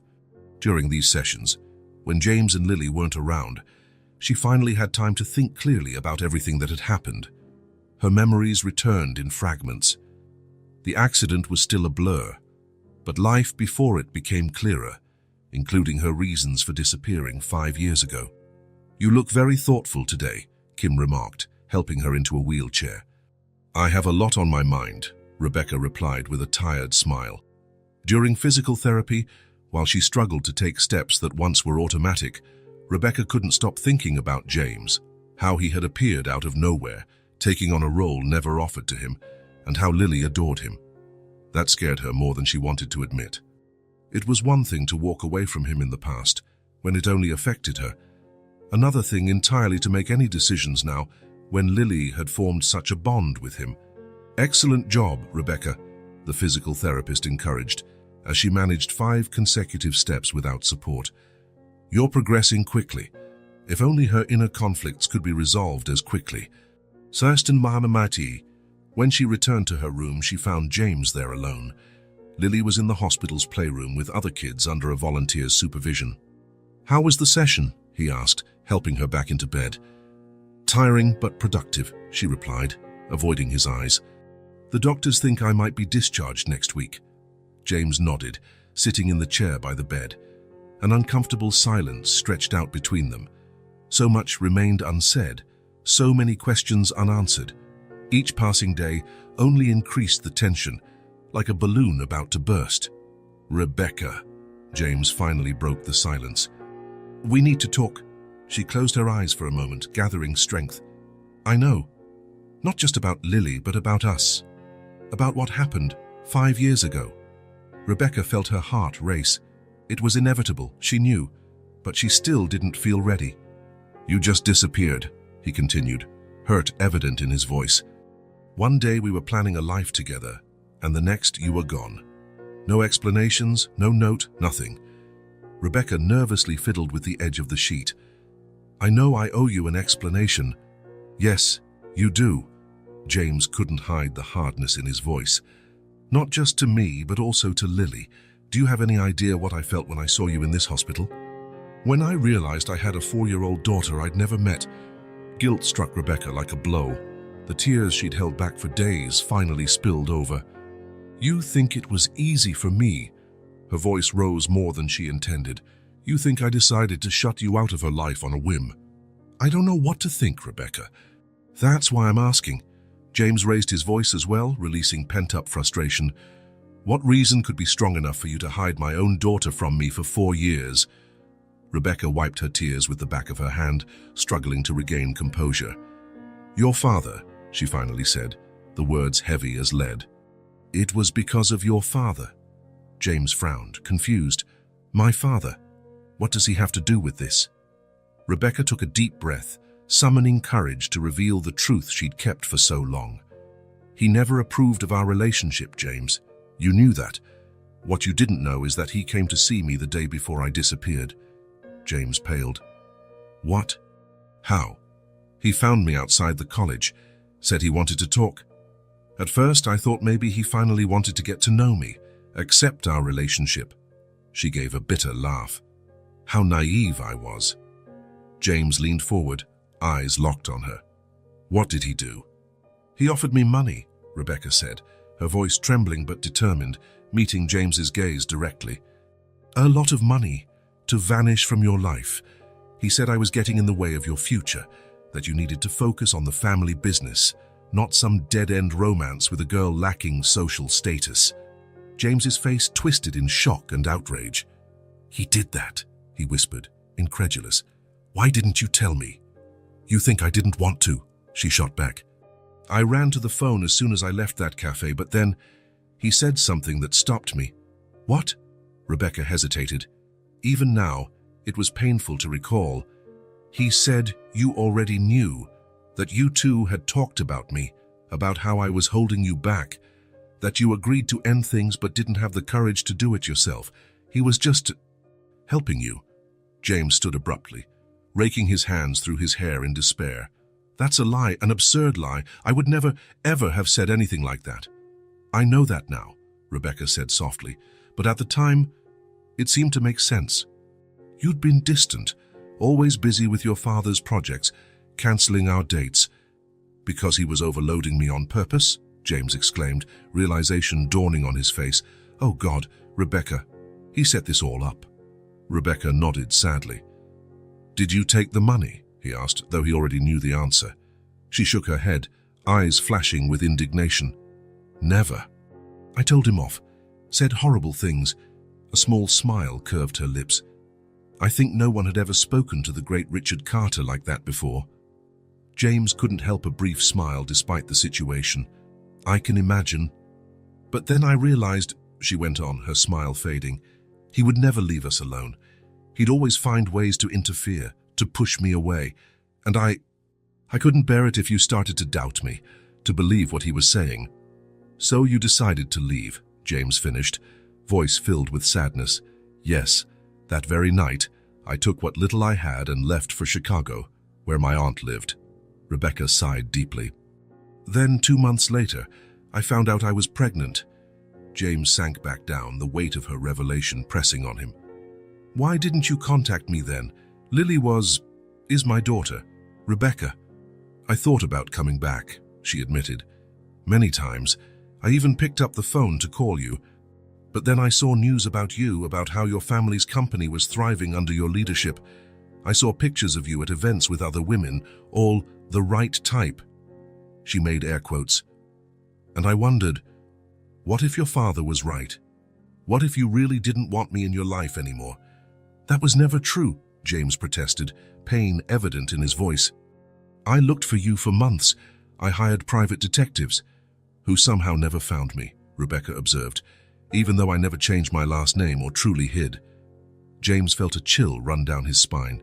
You think my father intercepted your attempts to find me, she finished.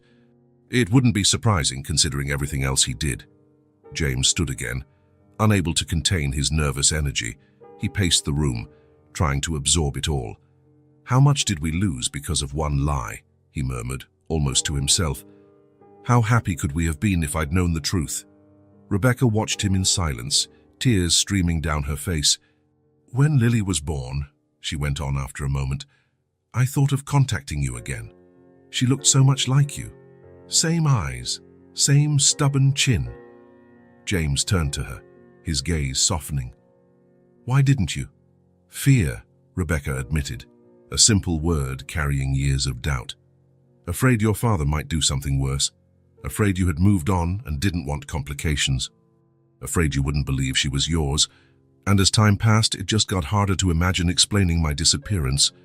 James moved closer to the bed, sitting on the edge. He gently took Rebecca's hand in his. I can't change the past, he said, meeting her eyes. I can't erase the years we lost or the tears you cried while raising our daughter alone. But I can make sure my father never interferes in our lives again. I want to be part of Lily's life, Rebecca. I want to be with you both. Rebecca studied him in silence, weighing his words. Part of her wanted to believe, wanted to trust, but there were still too many scars, too many fears. How do I know this isn't temporary? She asked, voicing her insecurities. That you won't get tired when the novelty wears off. James squeezed her hand gently. Because I never stopped loving you, Rebecca. Not for one single day. The words hung between them, charged with emotion. Rebecca's heart raced, wanting to believe, but fear kept her guarded. The silence was broken by Lily's loud entrance, carrying a new drawing. Mommy! Look what I made, she exclaimed, rushing to the bed, unaware of the tension in the room. Rebecca quickly wiped her tears, forcing a smile for her daughter. It's beautiful, honey. What is it? Our new apartment, Lily explained, pointing at the colorful scribbles. James said that when you leave the hospital, we'll live somewhere new and pretty. Rebecca shot a questioning look at James, who seemed slightly embarrassed. I just mentioned that your old apartment was... He hesitated for a suitable word. Unavailable at the moment. Unavailable, Rebecca echoed. Yes, well, your lease was cancelled due to late payments, he cautiously explained. But don't worry, I managed to retrieve all your personal belongings. They're in storage. Rebecca felt a wave of shame. Her precarious life laid bare. Another reminder of her vulnerability, her need for help and James's resources that she could never match. Thank you, she said tersely, struggling to maintain composure in front of Lily. James sensed her discomfort. Lily, honey, could you go get some juice for your mum at the cafeteria? Here's the money. The girl nodded happily, taking the bill and leaving the room proud of her errand. Once alone again, the silence felt heavy. You want to be in her life now, Rebecca said, looking at James cautiously. But what if that changes? What if you decide you don't want it anymore? Or if your father interferes again? I'm not that 20-something kid anymore, Rebecca, he answered firmly. I don't rely on my father, financially or emotionally. I have my own company, built without a cent from him. And as for changing my mind, he shook his head. I've lost 5 years, Rebecca. I never want to lose another day. I want to be with you both. The conviction in his voice was undeniable, but Rebecca's fear wasn't rational. It was visceral, deep-rooted in years of lonely struggle. I need time, James, she finally said. I can't just come back to you as if nothing happened, as if these 5 years never existed. James nodded, understanding. I get it, and I'll give you all the time you need. But know this, I'm not giving up. Not this time. Lily returned then, carefully balancing a cup of juice. I got it without spilling, she announced proudly. Good girl, James smiled, taking the cup from her. It's getting late. I think we should let your mum rest now. Rebecca felt a pang in her chest at Lily's disappointed expression. But I want to stay longer, the girl protested. We'll come back early tomorrow, James promised, and maybe we can bring that chocolate cake you love. Lily's eyes lit up. The one with double frosting. That's the one. The ease with which James dealt with Lily, knowing her tastes, her little quirks, filled Rebecca with a twinge of jealousy, envy. She wasn't sure. It was odd seeing someone else know her daughter so well, having their own little rituals and secrets. Come give me a goodnight kiss, Rebecca asked, opening her arms to her daughter. Lily ran up and hugged her tight, inhaling the scent of her hair. Love you, Mommy, Lily whispered. I love you too, sweetheart, more than anything in the world. When they left, Rebecca allowed herself to cry again, tears of confusion, fear, but also, undeniably, hope. Because despite everything, part of her still loved James. She always had. And seeing him with Lily, so natural, so caring, it was hard to keep her defenses up. But Rebecca needed time. The fear was still real. And Lily already loved James without even realizing what that meant. Could she risk it all again? xABC the following days were a cautious dance. James respected Rebecca's space, never bringing up their conversation again, never pushing her for a decision, but he did not back away either. He remained present, constant, reliable. He brought Lily every morning to see her mother, then took her to the school he had found for her to attend temporarily. He returned in the afternoon with the girl, always bringing something, a new drawing, a small gift, flowers to brighten the room. Rebecca watched it all with a mix of gratitude and reserve. In an ideal world, she'd be angry at James for taking so much control over their lives, but she didn't have the energy for that now. And, if she were honest, it was a relief not having to worry about practical details while recovering. A week passed, and the doctors confirmed Rebecca could be discharged in 2 days. Where am I going? She asked James when they were alone. You mentioned my apartment. I rented a place, he said. Temporary, until you decide what you want to do. It's a duplex near Central Park, with enough space for the two of you, and close to Lily's new school. Rebecca raised her eyebrows. You already enrolled her in a school? James looked suddenly unsure. I thought it would be good for her to have stability. The principal is excellent, and the facilities are—" He stopped, noticing her expression. "That was presumptuous, wasn't it? I should have asked you first." Rebecca sighed. "No, you're right. Lily needs a routine, stability," she admitted. "It's just weird having someone else make these decisions for us." "I didn't mean to override you," James explained. "I just wanted everything ready for when you got out of here. But you can change anything you don't like. The school, the apartment, anything." His effort to respect her autonomy was evident, and it meant more to Rebecca than he realized. "Thank you," she said sincerely, "for everything you're doing for Lily." "For us?" James smiled, that smile she knew so well, which still made her heart skip a beat. "There's no need to thank me. You're my family." The word family lingered between them, weighted with significance. Rebecca looked away, unable to face the moment's intensity. "I still need time, James." "I know," he replied gently. "And you'll have it." On the eve of her discharge, Rebecca received an unexpected visit. James arrived earlier than usual, without Lily. "She stayed at school for a special event," he explained. "I thought we could take this chance to talk." Rebecca nodded, adjusting the bed. She was almost fully recovered, able to walk short distances unassisted. "I thought we agreed to take our time," she commented. "And I'll respect that," James assured her. "But there's something I need to show you first." He took an envelope from his jacket pocket and handed it to her. "What's this?" "Open it." With hesitant fingers, she opened the envelope and pulled out an official document. Her eyes scanned it quickly, then widened in surprise. "Is this—" "A formal request to establish paternity," James confirmed. "I want Lily to have my last name officially, my rights, my protection, if you agree, of course." Rebecca felt her throat tighten with emotion. "Why now?" "Because I want you to know I'm committed, no matter what happens between us," he explained. "This isn't conditional, Rebecca. I'm not offering to be Lily's father only if we get back together. I want to be her father under any circumstance, because it's what she deserves and what I deserve." His sincerity was undeniable. Rebecca felt a barrier in her heart begin to crumble. "And there's one more thing," James continued, taking out another paper from the envelope. "This is my updated will. Lily is my primary heir, regardless of anything else." "James, that's not necessary." "Yes, it is," he interrupted gently. "I want you to know I'm not joking around, Rebecca. This isn't a whim or a phase. It's a lifelong commitment." Rebecca looked again at the papers in her hands, feeling the weight of what they represented. Years of lonely struggle, of financial hardship, of uncertainty over Lily's future. And now this man had re-entered their lives, offering not just resources but genuine commitment. It was terrifying. It was liberating. It was everything she had secretly wished for during those lonely years.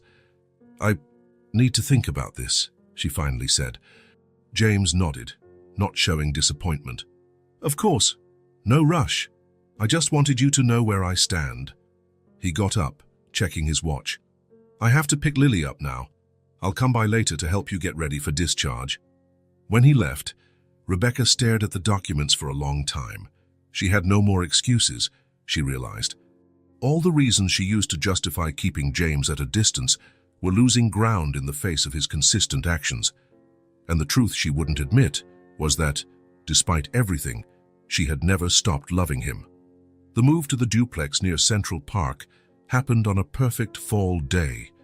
The sky was clear, the trees flaunted shades of red and gold, and a gentle breeze blew through the city. Rebecca watched from the car window as James drove through Manhattan streets, Lily chattering non-stop in the back seat about the new bedroom she was about to see. "And James said I can pick the wall color. I think I want pink or blue, or purple with stars. Or all of them together," she exclaimed, hugging Miss Whiskers and Mr. Bear at the same time. Rebecca smiled, catching a glimpse of James. He kept his eyes on the road, but there was a small smile on his lips. In the past few weeks since she'd left the hospital, she had noticed these subtle moments, how he reacted to Lily's words, how his expression softened when the girl hugged him, how his eyes lit up when he saw her asleep. It was the look of a a father who loved his daughter unconditionally, even though he had just met her. "We're here," James announced, parking in front of an elegant brick building. Rebecca felt a knot in her stomach. It was obviously a pricey address in one of the city's most exclusive neighborhoods, so different from the small Queen's apartment she and Lily used to call home. It didn't have to be somewhere, so she began, hesitant. "There's a playground on the rooftop," James interrupted gently, "and Lily's school is 2 blocks away. Plus, the hospital where you're continuing physiotherapy is nearby. It was practical, not about the location." It was a polite white lie, and both of them knew it, but Rebecca appreciated the gesture. Over the past weeks, James had shown a surprising sensitivity to her feelings, never flaunting his wealth, always giving practical reasons for what he did for them. The doorman greeted them warmly, and Lily instantly charmed him by asking if he had kids to play with her. "My granddaughter is about your age," the man replied, delighted. "She visits me on Sundays." "I can bring Mr. Bear and Miss Whiskers to meet her," Lily exclaimed, showing off her plushies. In the elevator, Rebecca felt James's hand discreetly seek hers, a brief, almost shy touch, as if asking permission. She did not pull away, but neither did she lace her fingers through his. This in-between state seemed an apt reflection of where they stood now, neither together nor apart, stuck in emotional limbo. "Ready?" he asked when the elevator stopped at the top floor. Rebecca took a deep breath and nodded. The apartment was stunning but not ostentatious, spacious without being excessive, tastefully decorated yet cozy. There were fresh flowers on the dining table, neatly arranged toys on colorful shelves, and huge windows letting in natural light. "I hired a decorator," James explained, looking almost nervous as Rebecca looked around. "But I gave her strict instructions to make it a home, not a showroom. If there's anything you want to change, it's perfect," Rebecca said, voice trembling with emotion. Lily had already dashed through the apartment, exclaiming with excitement at every corner. Her squeals echoed in the walls. "Mommy, Mommy, come see my room. I have a princess bed." Rebecca followed her daughter's voice to a room painted a soft yellow. In the center stood a canopy bed, just like the ones Lily used to point to in fancy store catalogs. Surrounding it were shelves of children's books, a small desk with art supplies, and a toy chest containing more items than Lily had ever owned. "James," Rebecca started, feeling both grateful and overwhelmed. "I know it seems too much," he said quietly, standing by her side. "But I couldn't help it. I wanted to make up for all the birthdays and Christmases I missed." There was so much sincerity in his voice that Rebecca couldn't scold him. Instead, she watched Lily explore every inch of the room, hugging new stuffed animals, flipping through colorful books, testing pencils on a sketch pad. "And here?" Rebecca asked, pointing to a door in the hallway. "Your room," James answered. "Well, your office, actually." Intrigued, Rebecca opened the door and found a cozy space with a desk, a new computer, bookshelves, and a comfortable sofa. "I don't understand." James scratched his neck in a nervous habit she remembered well. "I didn't want to presume. I mean, I don't know what our arrangement will be, so..." He took a breath. "There's a bedroom for you, of course. This is just an extra space. I thought you might want your own area, no matter what decisions we make." Rebecca felt a wave of gratitude. It was exactly the sort of consideration she needed, the acknowledgement of her autonomy, her need for space to breathe and think. "Thank you," she said simply, but her look conveyed far more. The door at the end of the hall led to a large bedroom with a king-size bed and large windows framing the view of the park. Rebecca walked slowly around the room, her fingers brushing over the dark wood furniture. "You can have this room," James offered quickly. "I can take the office as my bedroom. It's big enough for a bed." Rebecca turned to him, noting how hard he was trying not to pressure her, not to assume anything. "Let's see how things work out," she replied softly. "One day at a time, right?"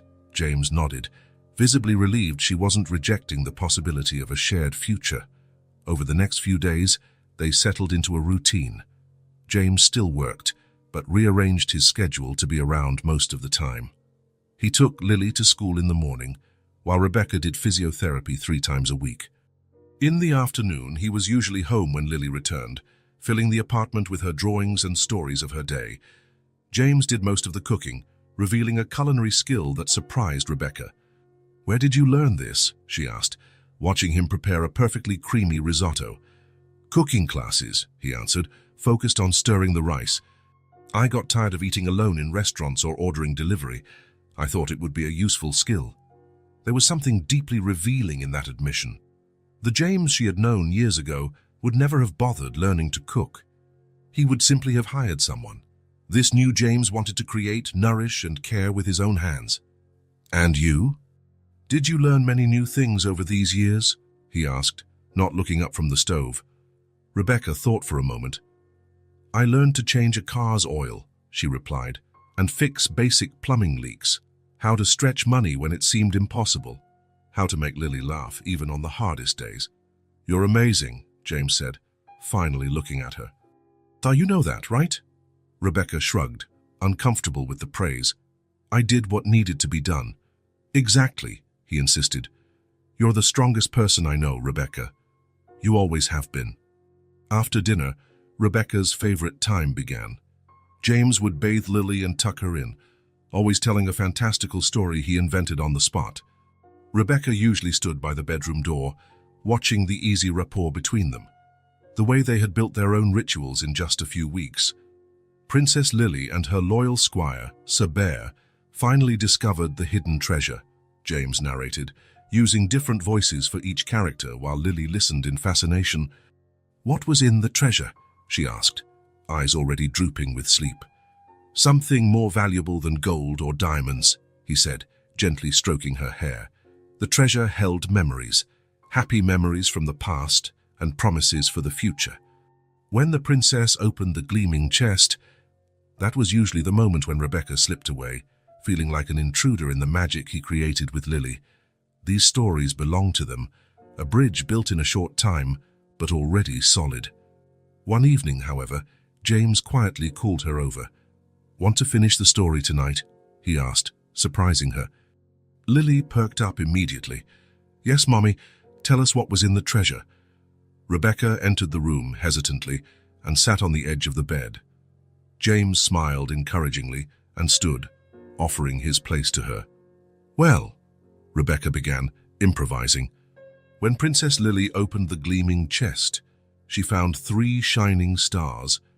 Each one stood for something special: courage to face the unknown, wisdom to make good choices, and love to warm her heart even on the coldest nights. Lily listened intently, her green eyes fixed on Rebecca. The princess took the 3 stars and placed them in the sky where they still shine, Rebecca went on. "And whenever someone feels lost or scared, they can look at those stars and remember they're not alone." "This story is about us, isn't it?" Lily asked, surprising Rebecca with her insight. "We're the 3 stars." A lump formed in Rebecca's throat. She just nodded, unable to speak. James, and standing by the door, blinked back tears.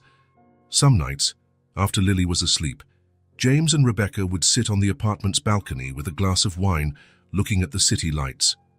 They talked about light topics: Lily's school, Rebecca's physio progress, James's work projects, carefully avoiding deeper subjects and the decision looming over them. But Rebecca knew they couldn't keep this up forever. Eventually, they'd have to define what they were: friendly co-parents living separately, or a family reunited after years apart. One Saturday afternoon, about a month after the move, Rebecca found James in the kitchen, talking quietly on the phone. She was going to leave to give him privacy, but something about his expression made her pause. "No, Dad, it's not negotiable," he was saying, voice firm but controlled. "You've interfered enough in my life. I won't let you do it again."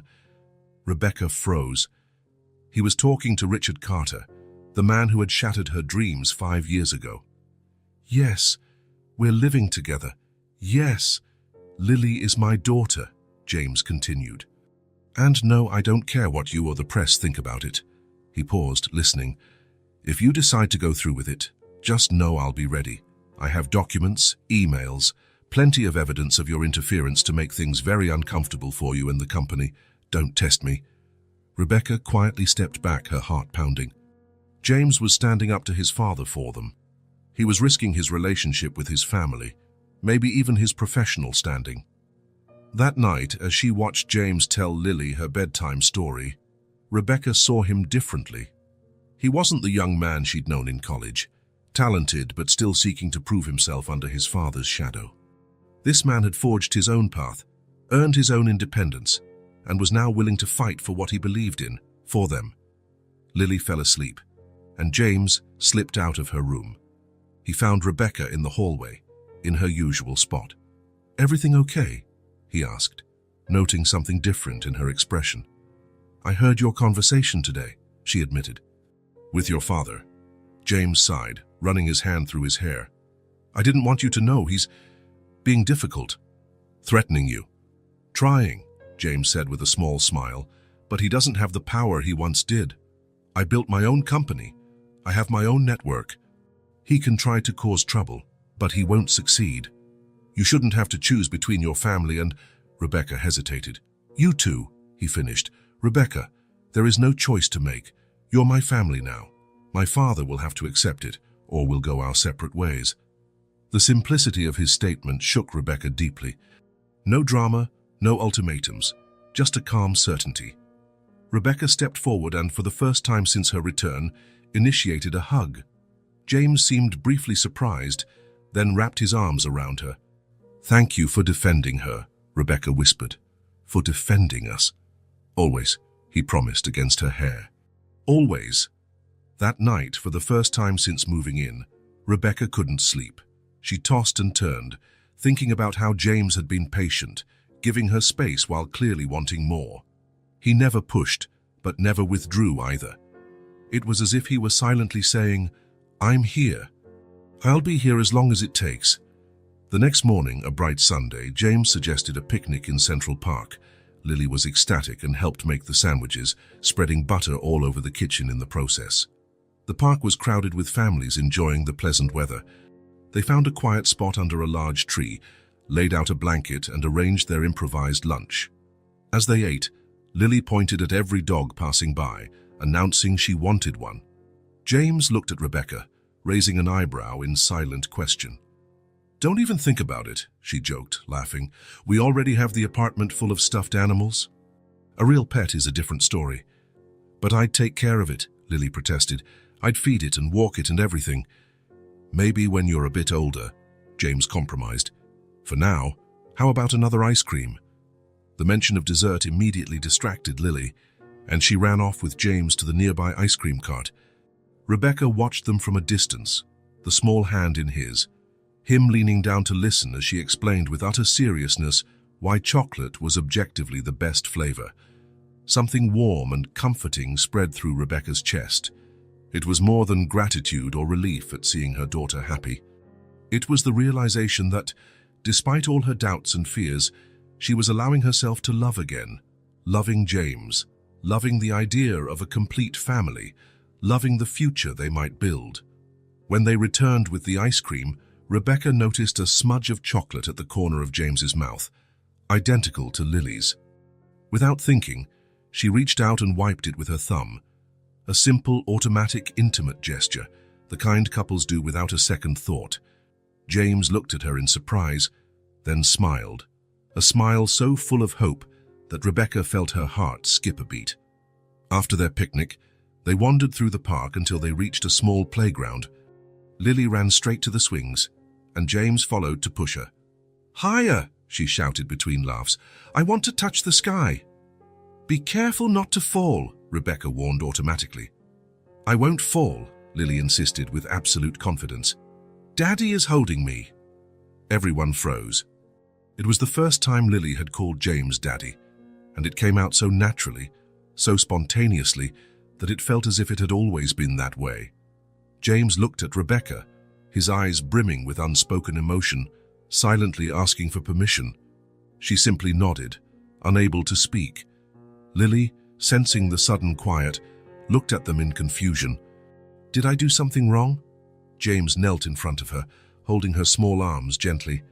"No, sweetheart, you didn't do anything wrong. Actually," he glanced briefly at Rebecca, who gave him an encouraging nod. "Actually, you got it exactly right. I am your daddy, Lily." The girl frowned slightly, taking it in. My real daddy. For real, he confirmed. Why didn't anyone tell me before? She asked with a child's innocent indignation. Rebecca joined them, kneeling by James's side. It's complicated, love. When you were born, your daddy and I, we weren't together. And then, well, it took time for us to find each other again. Lily considered this, her small face serious. But we're all together now, right? And we're staying together. Rebecca looked at James, seeing the same longing, the same need to reassure Lily. We're working on it, sweetheart, Rebecca said honestly. Your daddy and I are doing our best to be a family. We already are a family, Lily corrected with the simple wisdom only children possess. We just need to stick together. The simplicity of her confidence was moving. To Lily, it was obvious James would never let her fall. It never occurred to her to doubt that. Suddenly, Rebecca realized it was time she relearned that lesson, to trust again despite the risks, despite the scars of the past. When they returned home, Lily was worn out from playing and fell asleep almost immediately after her bath, without even needing a bedtime story. Rebecca stepped onto the balcony, where she found James gazing at the city lights. Without a word, she stood beside him, their arms almost touching. Perfect day, he remarked after a moment. Yes, she agreed. Then, summoning courage, added, Thank you. James looked at her curiously. For what? For not giving up on us, she answered simply. For giving us time, for never pushing. He smiled, meeting her gaze. Some things are worth waiting for. Rebecca felt her throat tighten. She had so much she wanted to say, so many feelings piling up over the weeks. I'm scared, James, she finally admitted in a near whisper. Scared to trust, to open myself, to build something that might be broken again. James turned fully to face her, his eyes just as transparent as they'd always been. I'm scared too, he confessed. Scared I won't be the father Lily deserves, scared I'll repeat my own father's mistakes. Scared of losing you two again. His vulnerability struck her deeply. It was easy to forget he was also navigating uncharted territory, full of doubts and insecurities. How do we do this then? She asked. How do we move forward when we're both afraid? James gently took her hands in his. Day by day, he said simply. Building trust in small moments, talking when doubts arise and not assuming the worst of each other, and most importantly, remembering that our love for Lily is stronger than any fear. Tears welled in Rebecca's eyes, but they weren't of sadness. They were tears of relief and hope. I never stopped loving you, she admitted softly. Even in the hardest moments, even when I tried to convince myself otherwise. James's eyes shone under the starlight. And I could never love anyone else after you, he replied. Believe me, I tried, but no one ever came close. Rebecca smiled through her tears. Slowly, as if learning to let go of years of defenses, she stepped forward and hugged James. He welcomed her with a sigh of relief, his strong arms enveloping her as though he never wanted to let go. They stayed like that for a long time, just feeling each other's presence, heart beating against heart. When they finally pulled apart, there was a new resolve in Rebecca's eyes. Let's make this work, she said, not as a question, but as a promise. For Lily. For us, sir. James smiled. And in that smile, Rebecca saw the future they could build together. The next few weeks brought subtle but significant changes. Rebecca began searching for work, determined to regain her financial independence. James supported her wholeheartedly, using his contacts to help her get interviews at art galleries, the passion she'd set aside to make ends meet. One afternoon, she returned excited from an interview. They offered me a job, she announced, barely containing her excitement. Assistant curator at the Westbrook Gallery. It's not a big position, but it's a start. James hugged her, spinning her around. That's fantastic. Westbrook has one of the best contemporary art collections in the city. Rebecca laughed, feeling a freedom she hadn't felt in years. Returning to the art world, her lifelong passion, had seemed impossible just a few months ago. Lily thrived at her new school, making friends and standing out in art. A source of pride for both her parents, her drawings now consistently featured three figures, Mommy, Daddy, and Lily. Though they hadn't formally explained their relationship in detail, one evening after dinner, James suggested they go out, just the two of them. We could try a restaurant, maybe catch a show, he proposed. My assistant can stay with Lily. Rebecca hesitated. It would be their first date since reuniting. Actually, she said slowly, I think it's time we talk to Lily. About us. About you being her father. James's eyes widened, clearly not expecting that reply. Are you sure? He asked. We don't have to rush. I'm sure, Rebecca said firmly. She already draws you as daddy. I think, in her own way, she knows. They called Lily into the living room, where she came bouncing with energy despite a long school day. We want to talk to you about something important, Rebecca began as the girls settled between them on the sofa. Is it a surprise? Lily asked, eyes shining. Are we going on a trip or getting a dog? James laughed softly. Not quite, princess. It's about family. Our family, Rebecca added. Lily looked back and forth between them, suddenly serious. Lily, Rebecca continued, choosing her words carefully. You know every family is different, right? Some kids live only with mom, others only with dad, some with both together, others with grandparents. Lily nodded solemnly. Like Sophie, who has 2 moms, and Oliver, who lives with his grandma. Exactly, Rebecca smiled. Well, for a long time, it was just you and me. But the truth is, you've always had a daddy. He just wasn't here with us. Why? Lily asked, brow furrowed. He didn't like me. No, sweetheart, not at all, Rebecca rushed to clarify. He didn't even know about you. It was my mistake. I should have told him, but I didn't. James leaned forward, entering Lily's line of sight. What your mum is trying to say, Lily, is that I'm your dad. The girl's big green eyes widened, darting between the 2 adults. You're my daddy, she asked, her small voice shaky. My real daddy. For real, James said, emotion making his voice hoarse. If I'd known about you sooner, I would have been here every single day of your life. I'm so sorry I wasn't.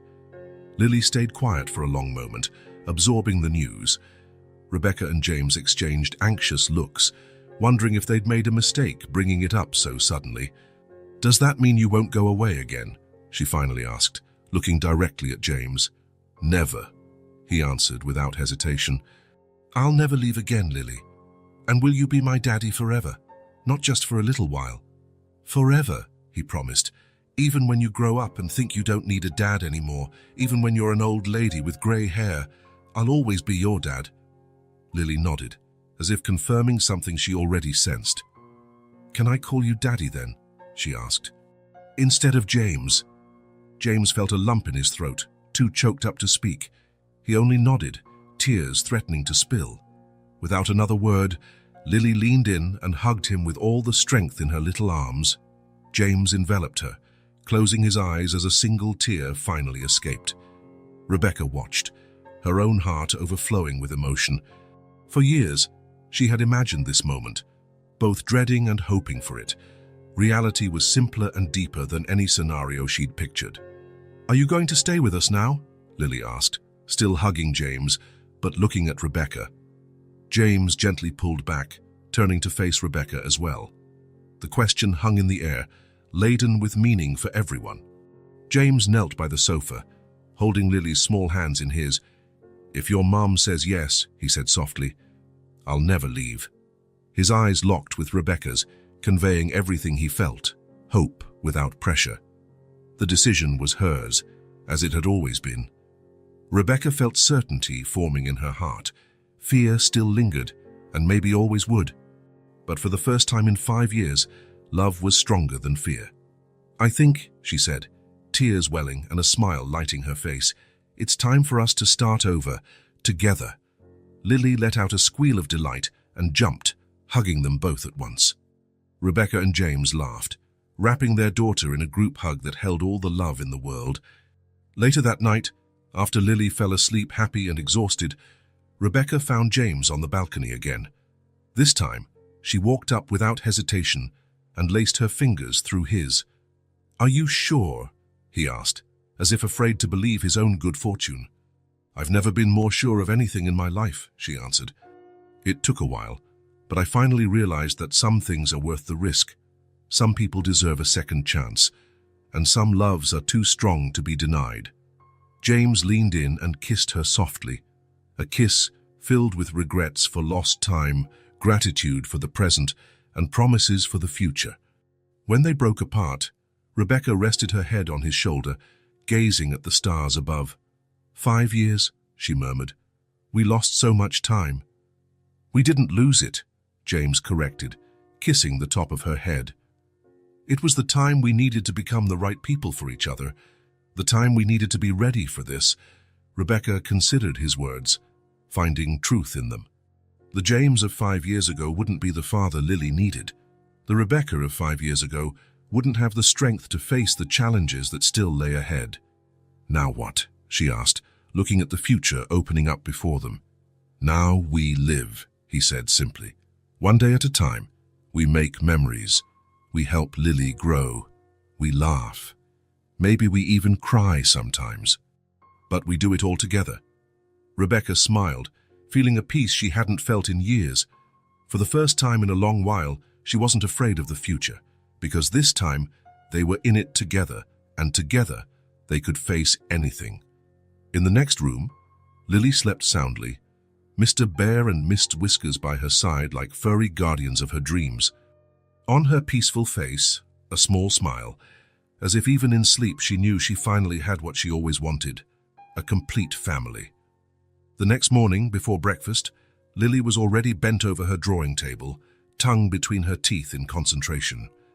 When Rebecca and James entered, still drowsy, she proudly held up her latest masterpiece. "Look," she exclaimed. "It's us." The picture showed 3 figures holding hands under a starry sky. Above them, in colorful, slightly crooked letters, were the words, "My family." Rebecca felt James take her hand and squeeze gently. They didn't need words. Some truths are so fundamental, so evident, they require no explanation. Like the fact that, despite all the detours and obstacles, they had finally found their way home. And home, as Lily so intuitively understood, wasn't a place. It was wherever they were together,